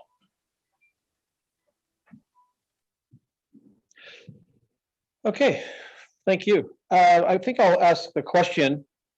Councillor Hayes, go ahead, and then the mayor. No? No, thank Councillor you. Hayes, you don't have a question? I do. Okay, good. Mayor? Oh. Okay. Go ahead. Through you, the actual work plan that's attached to the $40,000 does have set up booths and promoting Muskoka Lakeside events such as the boat show, the home builders, the cottage life, and the farmers market. And as far as a booth for tourism in Port Carling this year, I would say that we're probably going to be restricted in the same ways that we were last year. And I don't think that it should be included in the budget for this year. Good, thank you. Thank you, Mayor Harding. Just again, from a history perspective, as Councillor Kelly alluded to, the visitor center in Port Carling used to operate out of the Duke House. We did staff it ourselves annually. There was an intern that the chamber had at the time that they were losing because they lost the FedNor grant. And there was an ability to have a dual role, if you will, that if we granted the chamber some additional funds, they would operate our visitor center and get the double value, if you will, of this intern. And certainly in favor of that. That amount of money has changed considerably over the years. I will say again, I'm certainly not into a full $20,000 going into our Port Carling Visitor Center right now. So I will be removing this item and would not be supporting it. But I guess, let me back up just a little bit, and if I can ask the question, because, you know, we said we want to keep the $40,000 in, but to Nora, if you may, there's a number of things when events are canceled and expenses may be canceled because of COVID. Is there a credit per se that comes back to the municipality? You know, this is a full ask, everything up and running, $40,000. But if you're only going to do, you know, 75% of it because of COVID related, is there some kind of a check and balance in that, or somehow that we figure out where we're going? And that's all I'm asking, number one. And I will not be supporting the continuation of the $20,000 for the visitor center in Port Carling. Thank you, Mayor. Nora? Thank you, through your chair. I think that's an excellent question. And I think that you need to look at what we did last year, because we, I hate the word pivot, but we did pivot in a lot of ways. We took on additional roles that we had never anticipated. We ran a virtual job fair when job fairs were canceled. So to say that, you know, did we have any savings that we didn't spend on last year because of COVID would be an incorrect assumption. In fact, you know, we talk about this 40,000, and although there is a special project in there and we've put 13,000, we've pegged 13,000 as being your contribution, the township's contribution. The fact of the matter is the services that we provide, if we go line by line, and I'd be happy to do that in another time, actually add up to about $57,000 in value.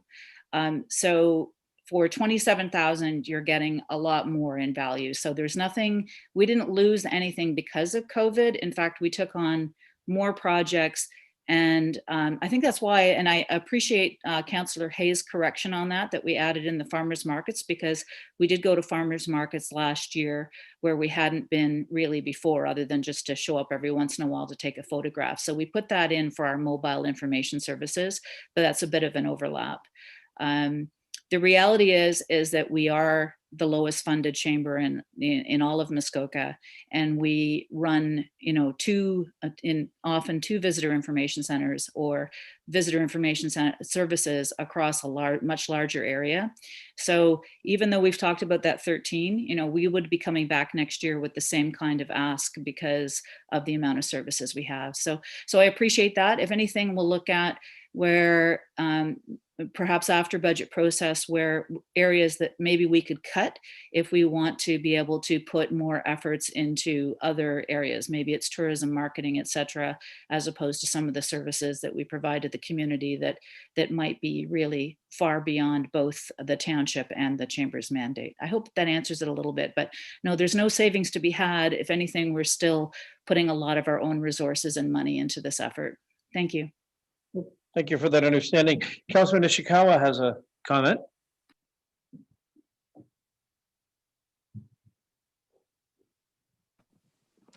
Thank you. I guess I just want to have an understanding. I recognize that the chamber is, it's not mandated under the Municipal Act that a municipality has to have a chamber of commerce. So I just wanted to kind of clarify that. And certainly I have been very involved in the early years of this Chamber of Commerce. I'm curious of what the membership stands up right now, because in the past, when I was quite involved in a Chamber of Commerce, and in fact, we didn't move forward on items if our membership could not support the operational budgets. And I'm, you know, again, it is a, I don't want to use a term private club, but it is a club that we don't have a lot of input into. The membership, it does, but I'm not sure what that membership number sits at now. And in fact, if the membership is going down, I'm wondering if that's an indication of what's going on in our community. Through you, Chair, I think the question being asked is, what is our membership at today? It's at 329. About 8 of those are partnerships. We include the township as one of those as a partner, and some of the other chambers. So we actually added 49 new members. We do have some expectation that some of our members will not survive this year, and we have budgeted to that fact. To the point about operational budgets being approved, we have an annual meeting every year. Our members do vote on the operational budget at that time.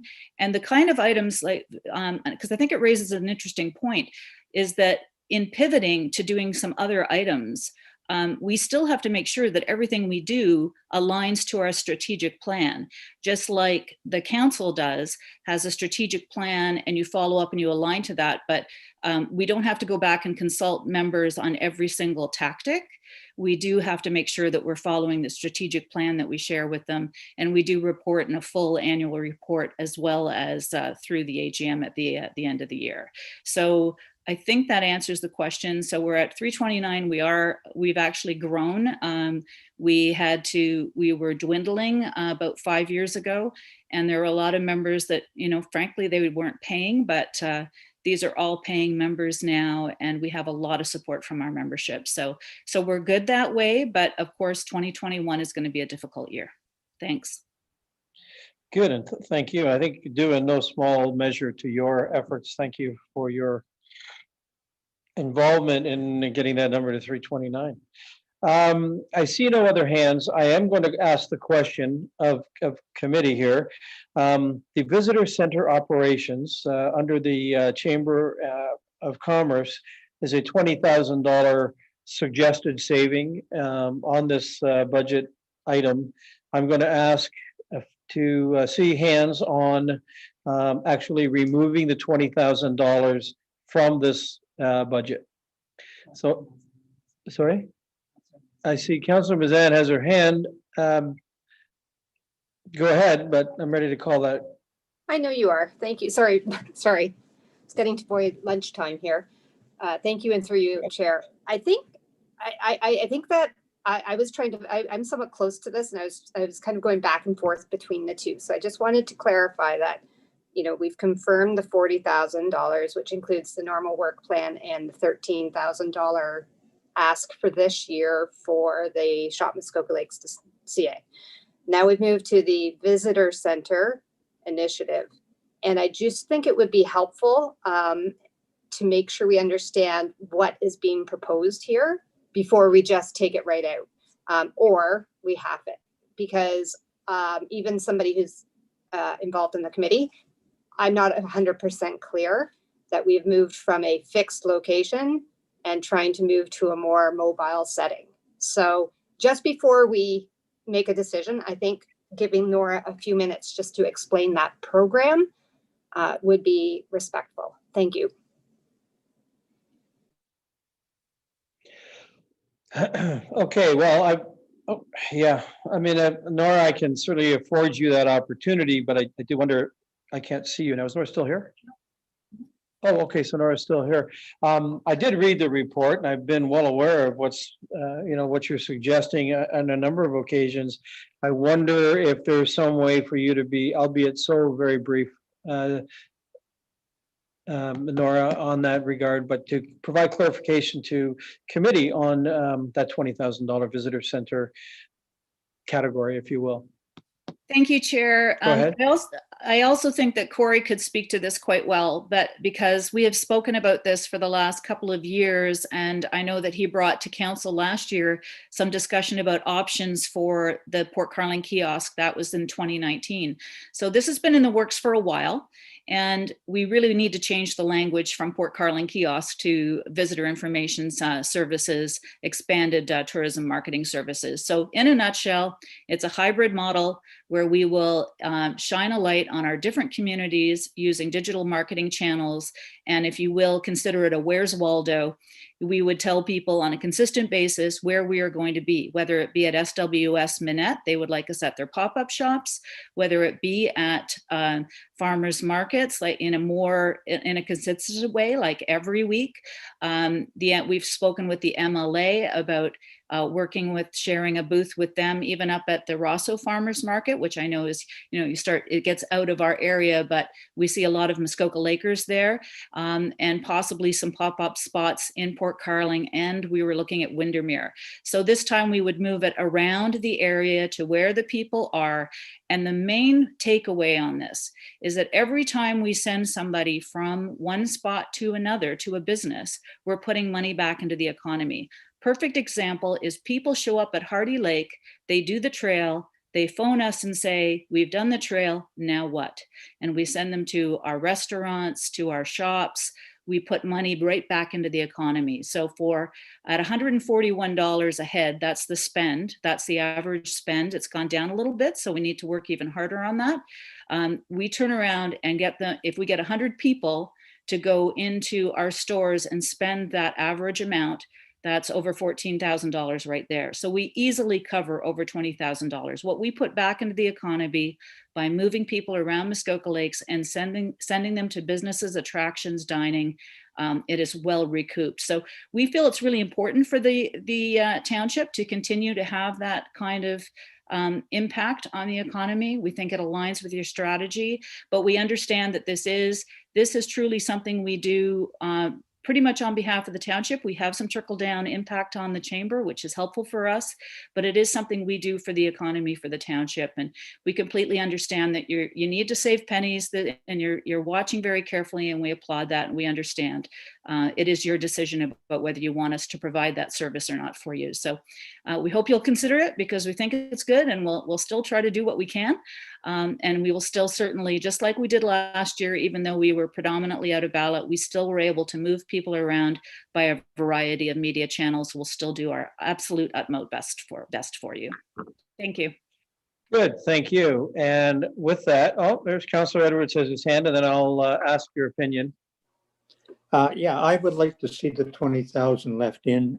When you take that into 329 members, you're giving each business a boost, and it's only costing about less than $61. So I would leave it in, or at least something in for it. I would not take it out completely. Thank you. The chamber does do a good job. Good, thank you. Mayor Harding. Thank you. I appreciate it. And the chamber does do a good job.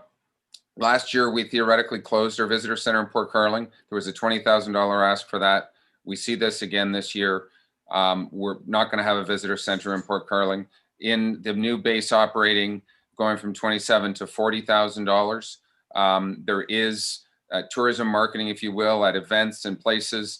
And I appreciate, that if SWS wants the chamber to show up, because we don't give the money, the chamber's still going to show up. Let's be honest. At the end of the day, that's your service to your members.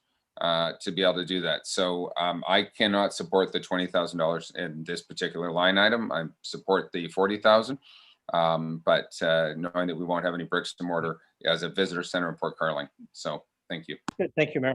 Thank you. I will call the question. Councillor Mazan has her hand up yet again. Sorry, Glenn, or sorry, Chair. I just wanted to follow up on that, because there is something in what the mayor just said. And I know that in discussions in economic development, through communications, through our budget process, we talked about something called QR codes quite a bit.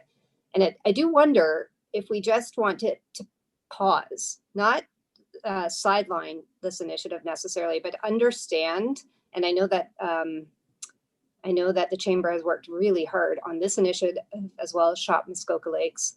I wonder if there's a different way to approach this for this year, so it's not that all that effort has been now denied, but perhaps some money is set aside to be able to explore the way to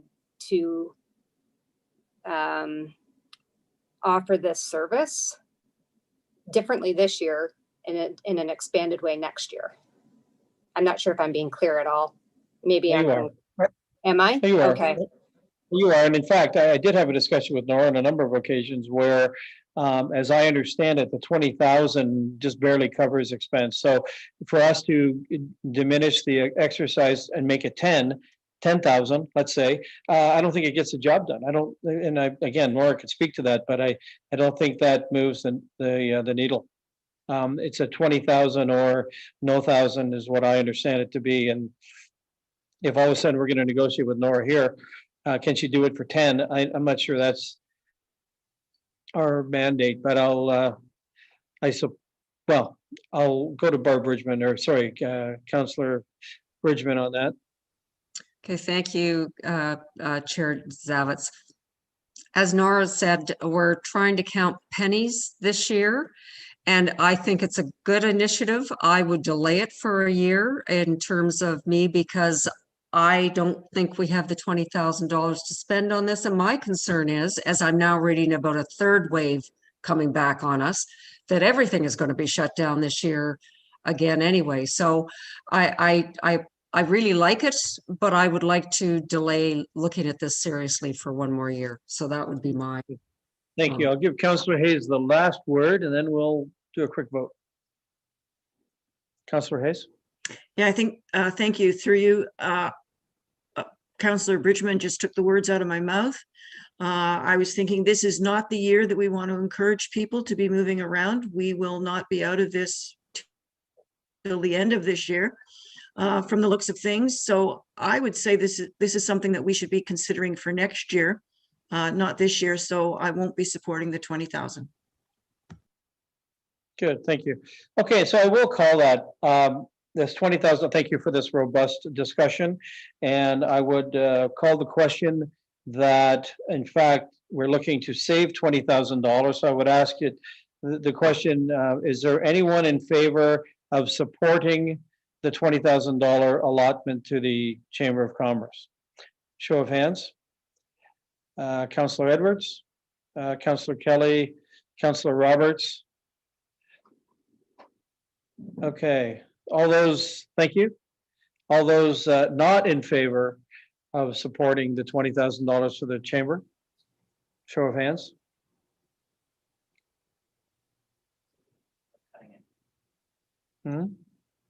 Okay, thank you.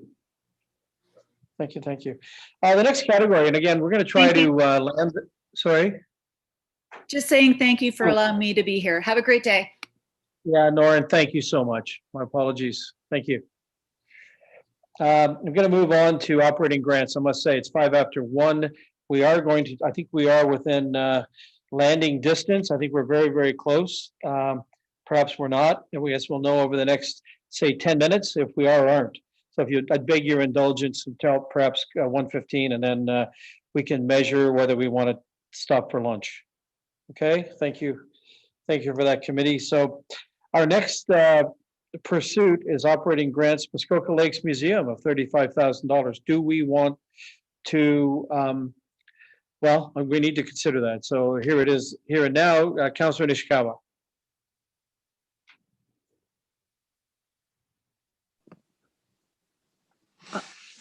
I want to suggest that we could actually talk about all of them, or I'm going to anyhow, until I'm told not to, I suppose. But I believe that the grant for the museum should stay in place. It's been a grant that it's almost should be that line item discussion that we've had.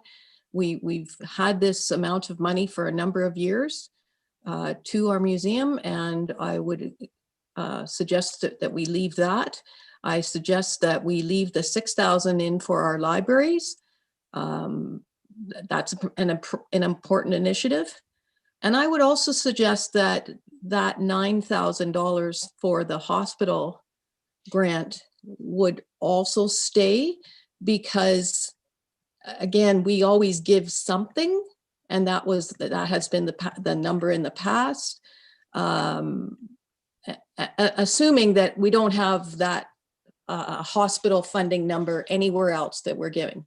So that's my clear picture. And then I just would ask, again, I want a larger conversation about the Habitat grant when I see the whole picture of where they're getting all of their funding, because it is all tax dollars. No, doesn't matter what department it's coming from or what municipality it's coming from, it's still tax dollars. So I want to have a bigger picture on that one. But I would suggest that everything else that I'd mentioned, the museum, the libraries, and the hospital remain in the budget. Good, thank you very much. Councillor Hayes and Councillor Edwards. Thank you. The operating grant for the Muskoka Lakes Museum, I agree with Councillor Nishikawa. It's been on there for so long that if we were to take it off, we would impede that museum almost to a point where they would find it difficult to survive. The operating grants for the libraries, this is based on what they had in donations for last year. I believe Walker's Point only had a little over $1,000 that was carried over. And I don't know if Milford Bay actually asked for their $1,000 in 2020. If they did not, I believe the amount that they would be getting for 2021 would be $2,200. So if you were to reduce that from 6 to 35, I'm sure it would cover any expenses. And if Mr. Donaldson wanted to look in to see if Milford Bay did receive theirs for last year, it could go down another 1,000 if they did. The operating grant for the South Muskoka Hospital is a matching grant. It's been in there for a number of years. It's from the foundation. They did request it again, and I would, at this point, leave it in. The operating grants for Habitat for Humanity build, we had talked about this earlier, and we said that we would move it over to next year to see what fleshes out with the fundraising from the community. So that's where I would stand on the remaining items. Good, thank you very much. Councillor Edwards and then Councillor Roberts. Yes, thank you very much. I would support Councillor Nishikawa on all those and that we should be doing the grant to the museum and that it's the only museum we have in the whole township. So we should have something there for our history. The libraries will need it. I realize there's the one in Bala and the South Muskoka Hospital, because it's matching, I would leave it in. And I could take out the Habitat and that at this point, but I would definitely leave the other three in. Good, thank you. Councillor Roberts and then the mayor. Thank you, Chair, and through you, just for clarity here, the museum. We're talking about, we had a number of times that we're not going to be back as business as usual this year, and that tourism is going to be down or whatever. What's the downside of just shutting the museum down for a year? Keeping the lights on or keeping it safe, but what's the downside of that? Thank you for that question. Who's our resident museum expert on staff? Do we have Corey? I can see Councilor Nishikawa has a comment. So Corey, go ahead first, and then I'll let Councilor Nishikawa comment on that.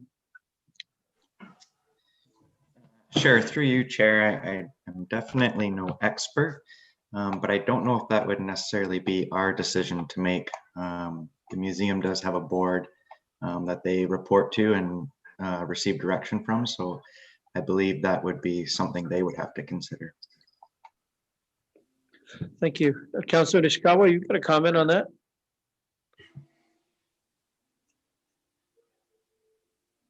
And then I'll call on the mayor and then Councilor Kelly. Sorry, thank you, Corey is correct. There is a board, but also in my involvement over so many years with the museum is that in fact, it's not that they're not shutting down, they're not shut down. It's more than just about walking into a facility. They have other programming that goes on. They have a large utility bill, I want to say, like there's a lot of things. So I would not be going into, I believe that if this was not a COVID year, that we would be supporting the museum. We have historically, for 15 years that I'm aware of, and probably more, actually 20 years, we've supported our museum. So I don't think that, and in fact, they didn't come and ask for any more money. They've stayed with what they have asked for in the past. And I think that we should just leave this. And again, I would suggest that this somehow become a line item somewhere else. Councillor Bridgman can figure out the right location, I guess. But, you know, ultimately, I think that to think that, well, they can just close the doors and because we're not going to have people. And absolutely, I am a firm believer and that we will not be operating any differently than we are today come this fall. So I would say that, but it is important to keep this particular dollar number flowing because it also, there's staff and things involved as well.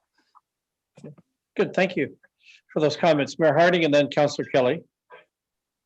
Just to confirm again, I believe the museum did offer some programming last summer, limited obviously, but they certainly do have expenses. I'm 100% in keeping this money in the budget, as well as the other comments, keeping in the library monies, as well as the matching funds for 9,000 and removing the habitat. So I'm happy to vote on all that as one big motion going forward, and I'm in favor of that with the removal of habitat.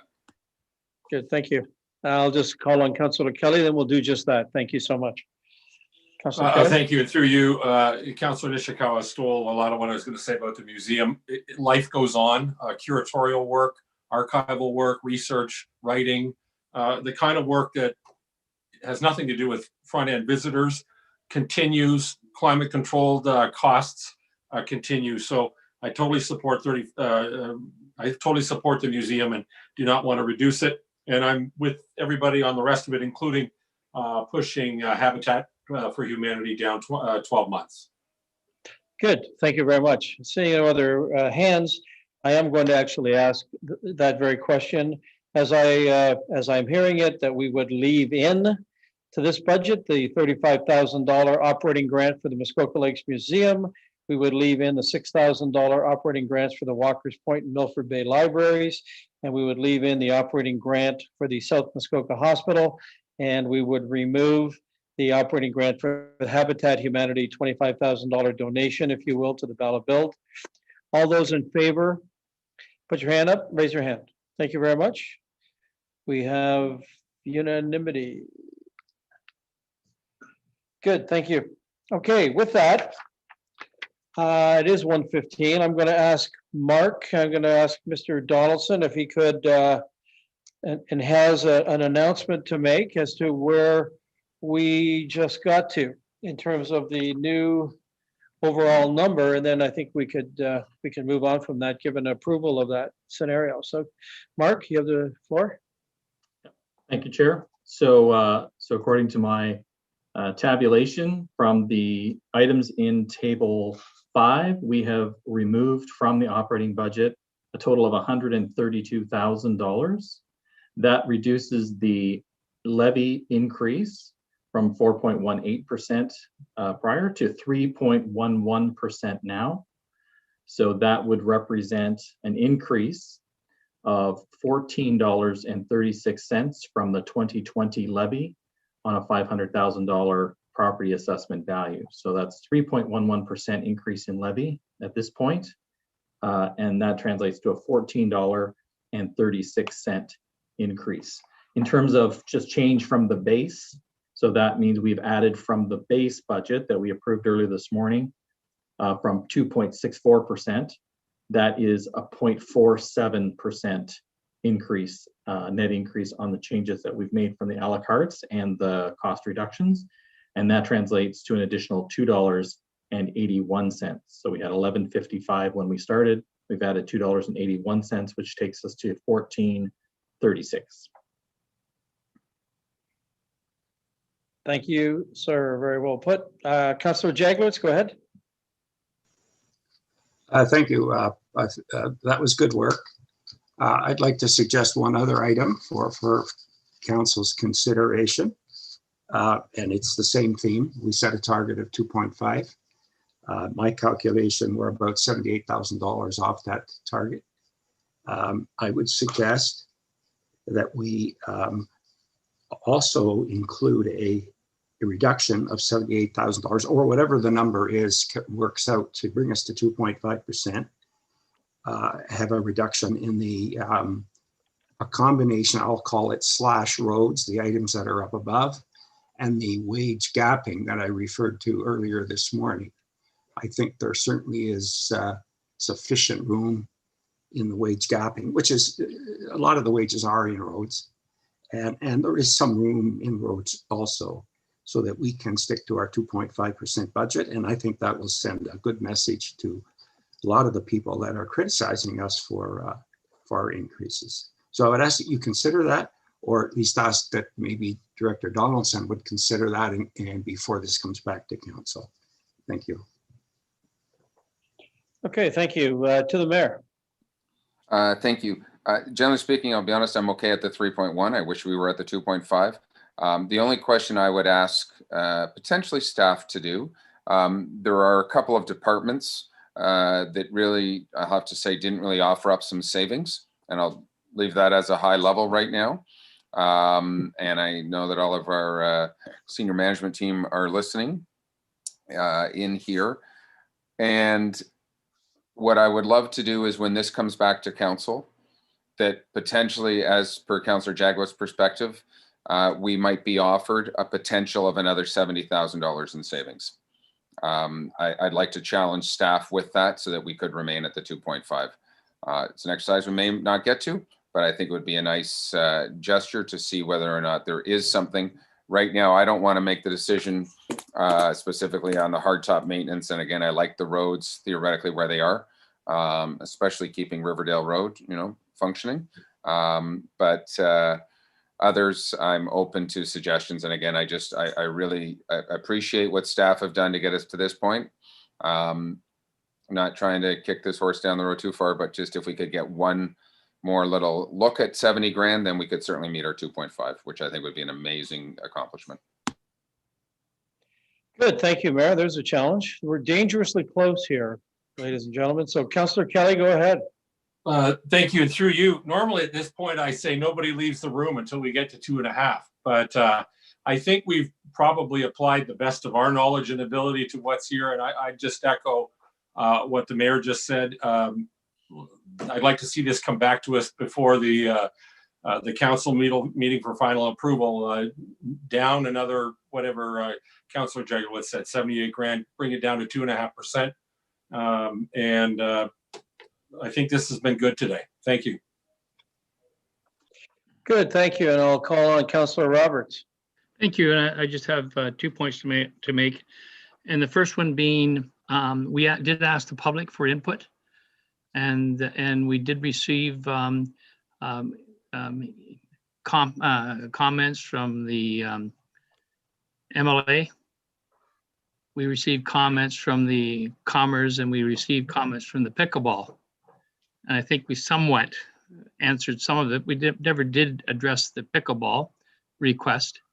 I'm just going to say on that one is that I feel that we're doing a recreation master plan, and that if the pickleball would just stay with what they have right now for this year, I advise that, and that they participate in the public meetings of the parks and trails or recreation master plan that we're going to really be doing a lot of work on. So that's just a comment, just to bring it up and acknowledge that we did receive that letter. The second one is just a personal point of view, is that it's good that we really did get into it, and we cut the budget here and there. Our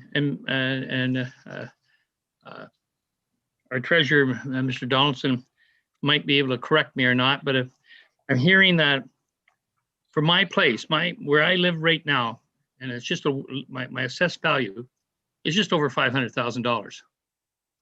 So I'm looking at a tax increase, annual tax increase of $14.36 if I round it down, which is $14.36. That is the price of a Big Mac supersized. No, so no, I just want you to, yeah, I just, and if I had $1 million, I could buy my wife one. So I'm just saying, we're really doing a lot of work on here, but we're only talking $14, and I may be missing something. And that's all I've got to say. Well, thank you. You had me at pickleball. I must say, and thank you for those comments. Before I move to the rest of committee, and then we'll wrap this up. Most definitely, the public is heard. The public has been, this document is sensitized to the public. I mean, loud and clear. We've all read.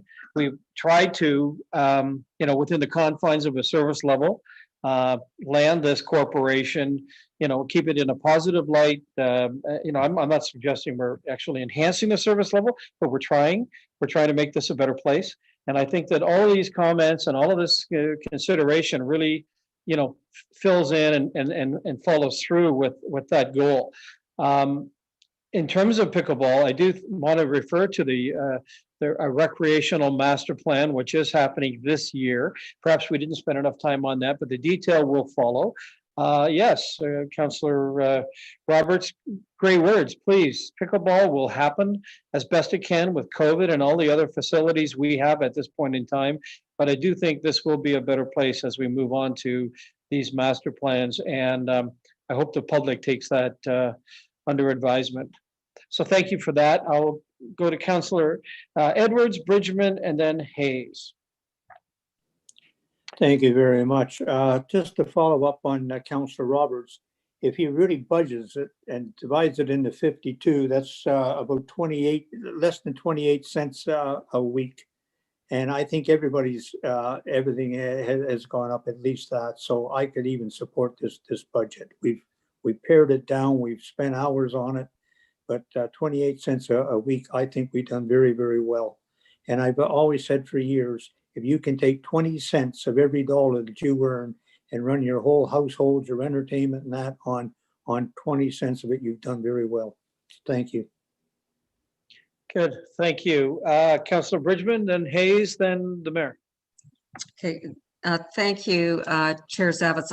I didn't want one of our public groups left out when Councillor Roberts was speaking, because the Muskoka Ratepayers Association, I also very much appreciated their input, and they zeroed in on our capital budget deficit and that we need to do something about it. And we all know that, and we've all acknowledged that for this coming year. So I just wanted to make sure that they knew that their point is really well taken too. Excellent. Thank you very much for that. Councillor Hayes, and then the mayor for the last word.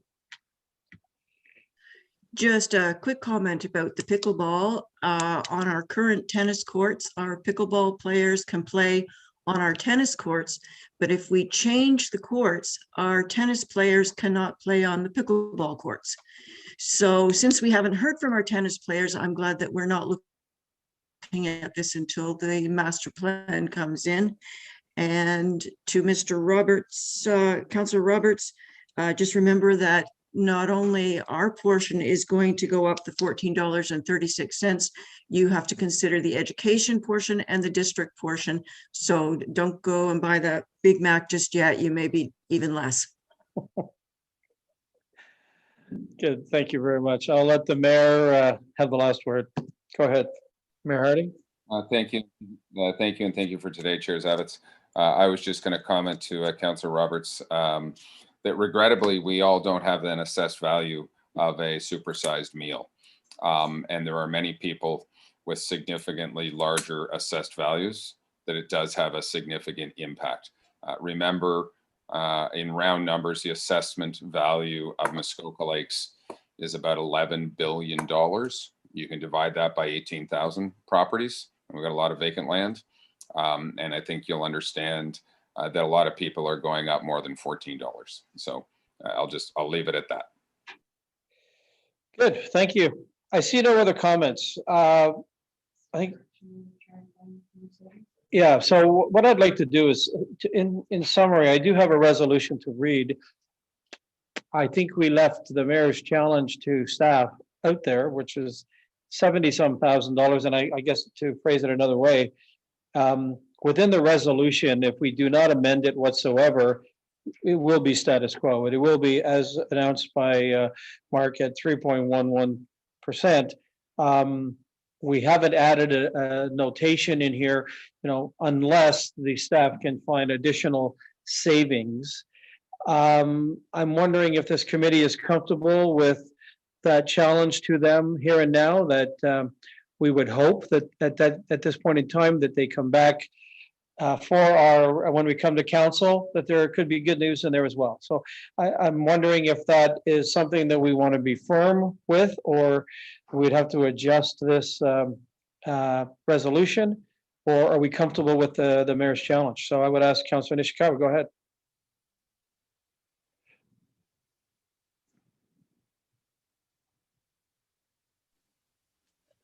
I think because, well, I almost wish that we weren't going to read a resolution. I am a little bit reluctant to approve the number that we came up with today, the 3.11%. I believe that there is some more work that could be done, and I'm concerned that if we approve this, we won't. We will basically could be not having that opportunity to look for further savings. Is there, and I would look at Cheryl Mortimer to maybe help me out with this one.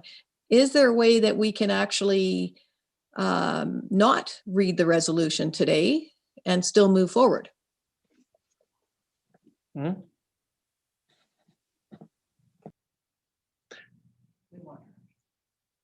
Yeah, we need direction.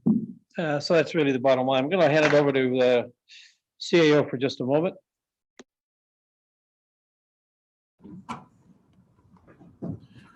Thanks, Mr. Chairman. So I think the clerk is definitely on the mark there. Staff want direction. I think if we can take a brief pause to come up with some wording, but I think we need confirmation that council is really looking at the 2.5% that Mayor Harding and Councillor Jaglowitz identified. If that's sort of the target goal, then we will work towards that when we come back to council.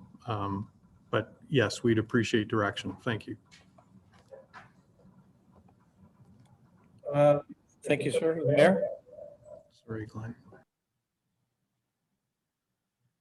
Go ahead, Mayor Harding.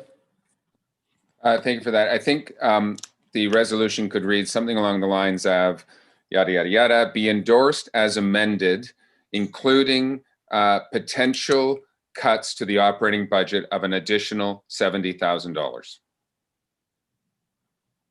Something along those lines that just gives staff direction to us. So it's as amended, but with an additional, but pending an additional 70,000 or 78,000. Maybe Councillor Jaglowitz wants to amend my number. To that point, I might add, Mark Donaldson, does that get us to the two? Does that get us back all the way around to 2.5, the two number that we had 2.6? 2.64? Yes, according to my calculations, if we had a savings of $75,000, that gets us to 2.5%. So we're in that 70 to 78 range. Yeah. Okay, good. So I look to my peers in the room. Councillor Jaglowitz has his hand up. Yeah, I just think it's important just to use the 2.5% and then staff can work it out, whatever it comes. It's more of symbolic to me than it is the actual difference between $3,000, right? And in that regard, I think that we may want to reconsider our guidance to staff next year. I think it might be more helpful if we gave them a target, including service level increases, because they could have done this work kind of themselves. If they saw that the service level increases would bring us up to 4, then we could have done this all kind of in one shot. Do you understand? So I think that would be my suggestion for next year, that we set a target and let staff more latitude to do some of the things we spent all these hours doing. Thank you. Continuous improvement. Thank you. Okay, so here we are now. people are writing away feverishly in the room. As you know, the resolution does read as amended. Are we gonna? Yeah, so what we're gonna ask for is if you'd be so kind as to give us 5 minutes, and then we'll land this thing by 1:45. But just give us maybe 5.5 minutes and we'll come right back to you just to get this wording right. Thank you so much. Cheers.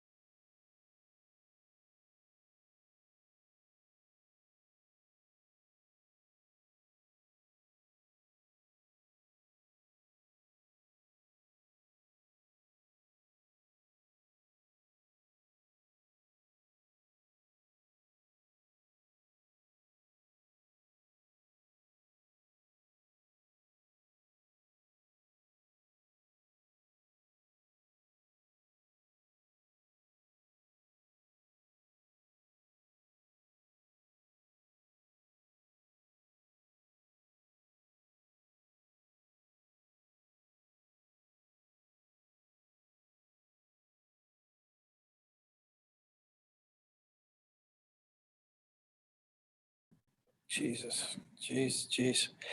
Hello, everyone. I hear that on my sleep. You're muted. Wow. I can't wait to leave here. Is You're that not you? muted, by the way. You are not muted, Councillor. You were not muted. We heard it. That was intentional. Thank you for that, team.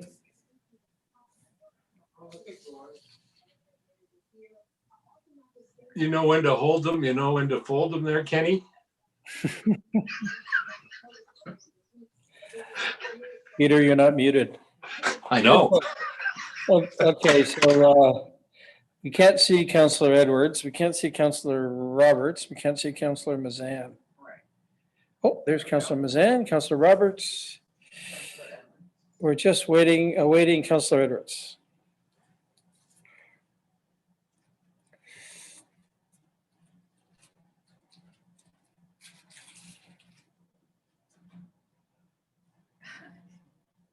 No, he's not anywhere to be seen.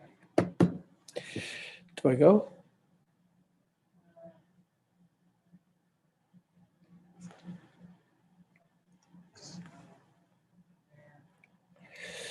Okay.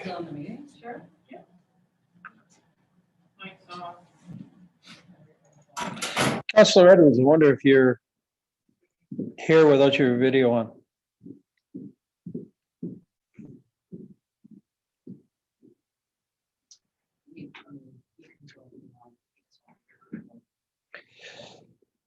Okay, well, I will proceed, and thank you for that brief respite. I do have a resolution in front of me now. Thank you for a long and arduous task. Thank you for your consideration, your help, your assistance, and I think we've got to a very credible place. And I would read this resolution moved by Councillor Kelly, seconded by Councillor Jagowitz.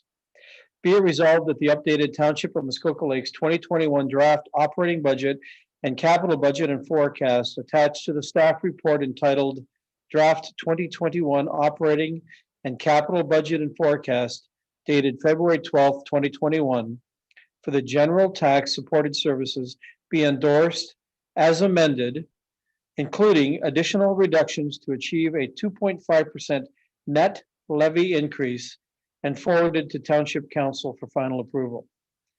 And that the 2021 report on excluded services, Ontario Regulation 284/09 regarding expenses excluded from the 2021 draft operating budget and capital budget and forecast be endorsed and forwarded to Township Council for final approval. There are some hands up before I move that motion. I would allow Councillor Jagowitz, then Councillor Harding, or Mayor Harding.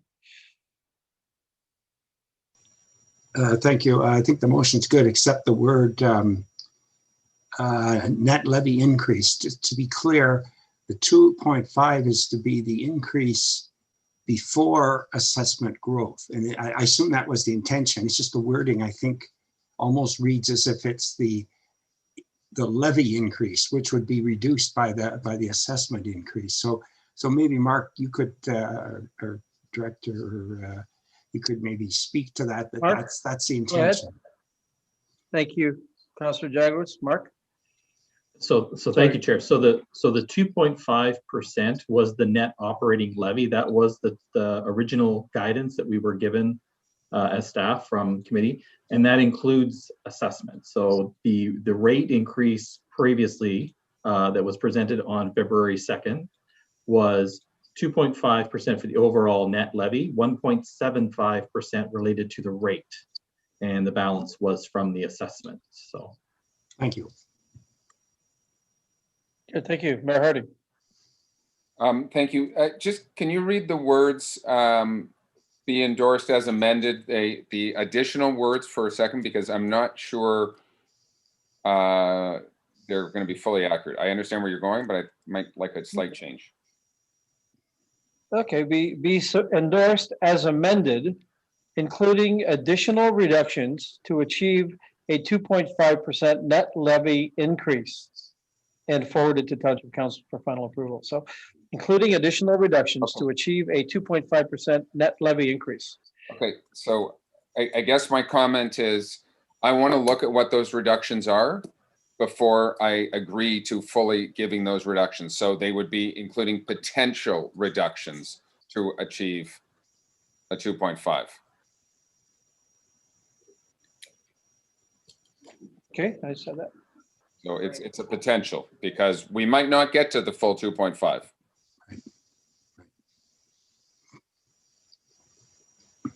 Unless we close Riverdale Road. That's the first time, yeah, that's the first time I've ever written on a resolution. Cheryl's gritting her teeth.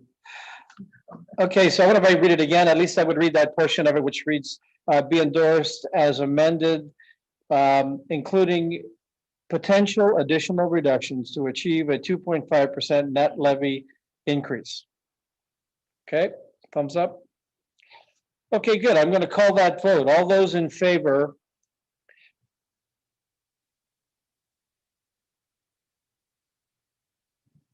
Good. Thank you very much. That's unanimous. Carried.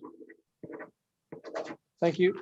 I'm going to hand over the meeting just for the moment to Mark Donaldson, who will now give us sort of the next steps, Cole's notes on where we go from here. Thank you. Mark, over to you.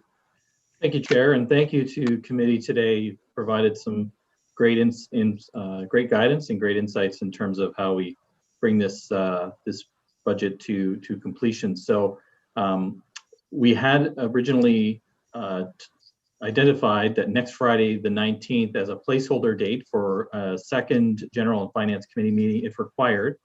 I believe the direction provided today does not necessitate the need for that, but I'll take direction from committee as to whether or not they wish to have that meeting.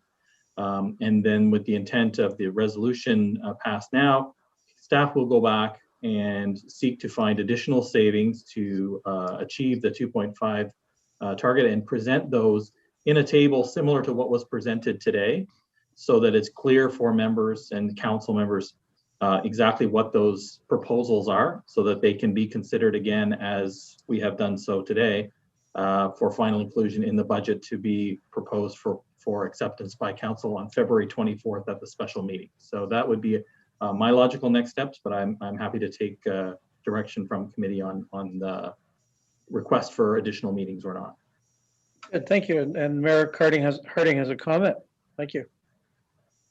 Thank you. I agree. I don't think we need another special meeting next week. I think this can go directly for endorsement. So thank you. And we'll just have a conversation at the beginning of the endorsement meeting. Okay, good. And seeing no other hands, I want to again thank everyone for the time and distance today. I'm going to move by Councillor Mazan, seconded by Councillor Roberts. Be it resolved that this meeting adjourn at 1:45 p.m. Thank you. Oh, Councillor Nishikawa has a comment. Oh, You have to call the vote. oh. All those in favor? Thank you. Glenn, just so you Yes. know, my iPad battery died. That's why it went black, but I could hear everything you said. So, and I was at the meeting till it come back up. I had to plug it in. Thank you.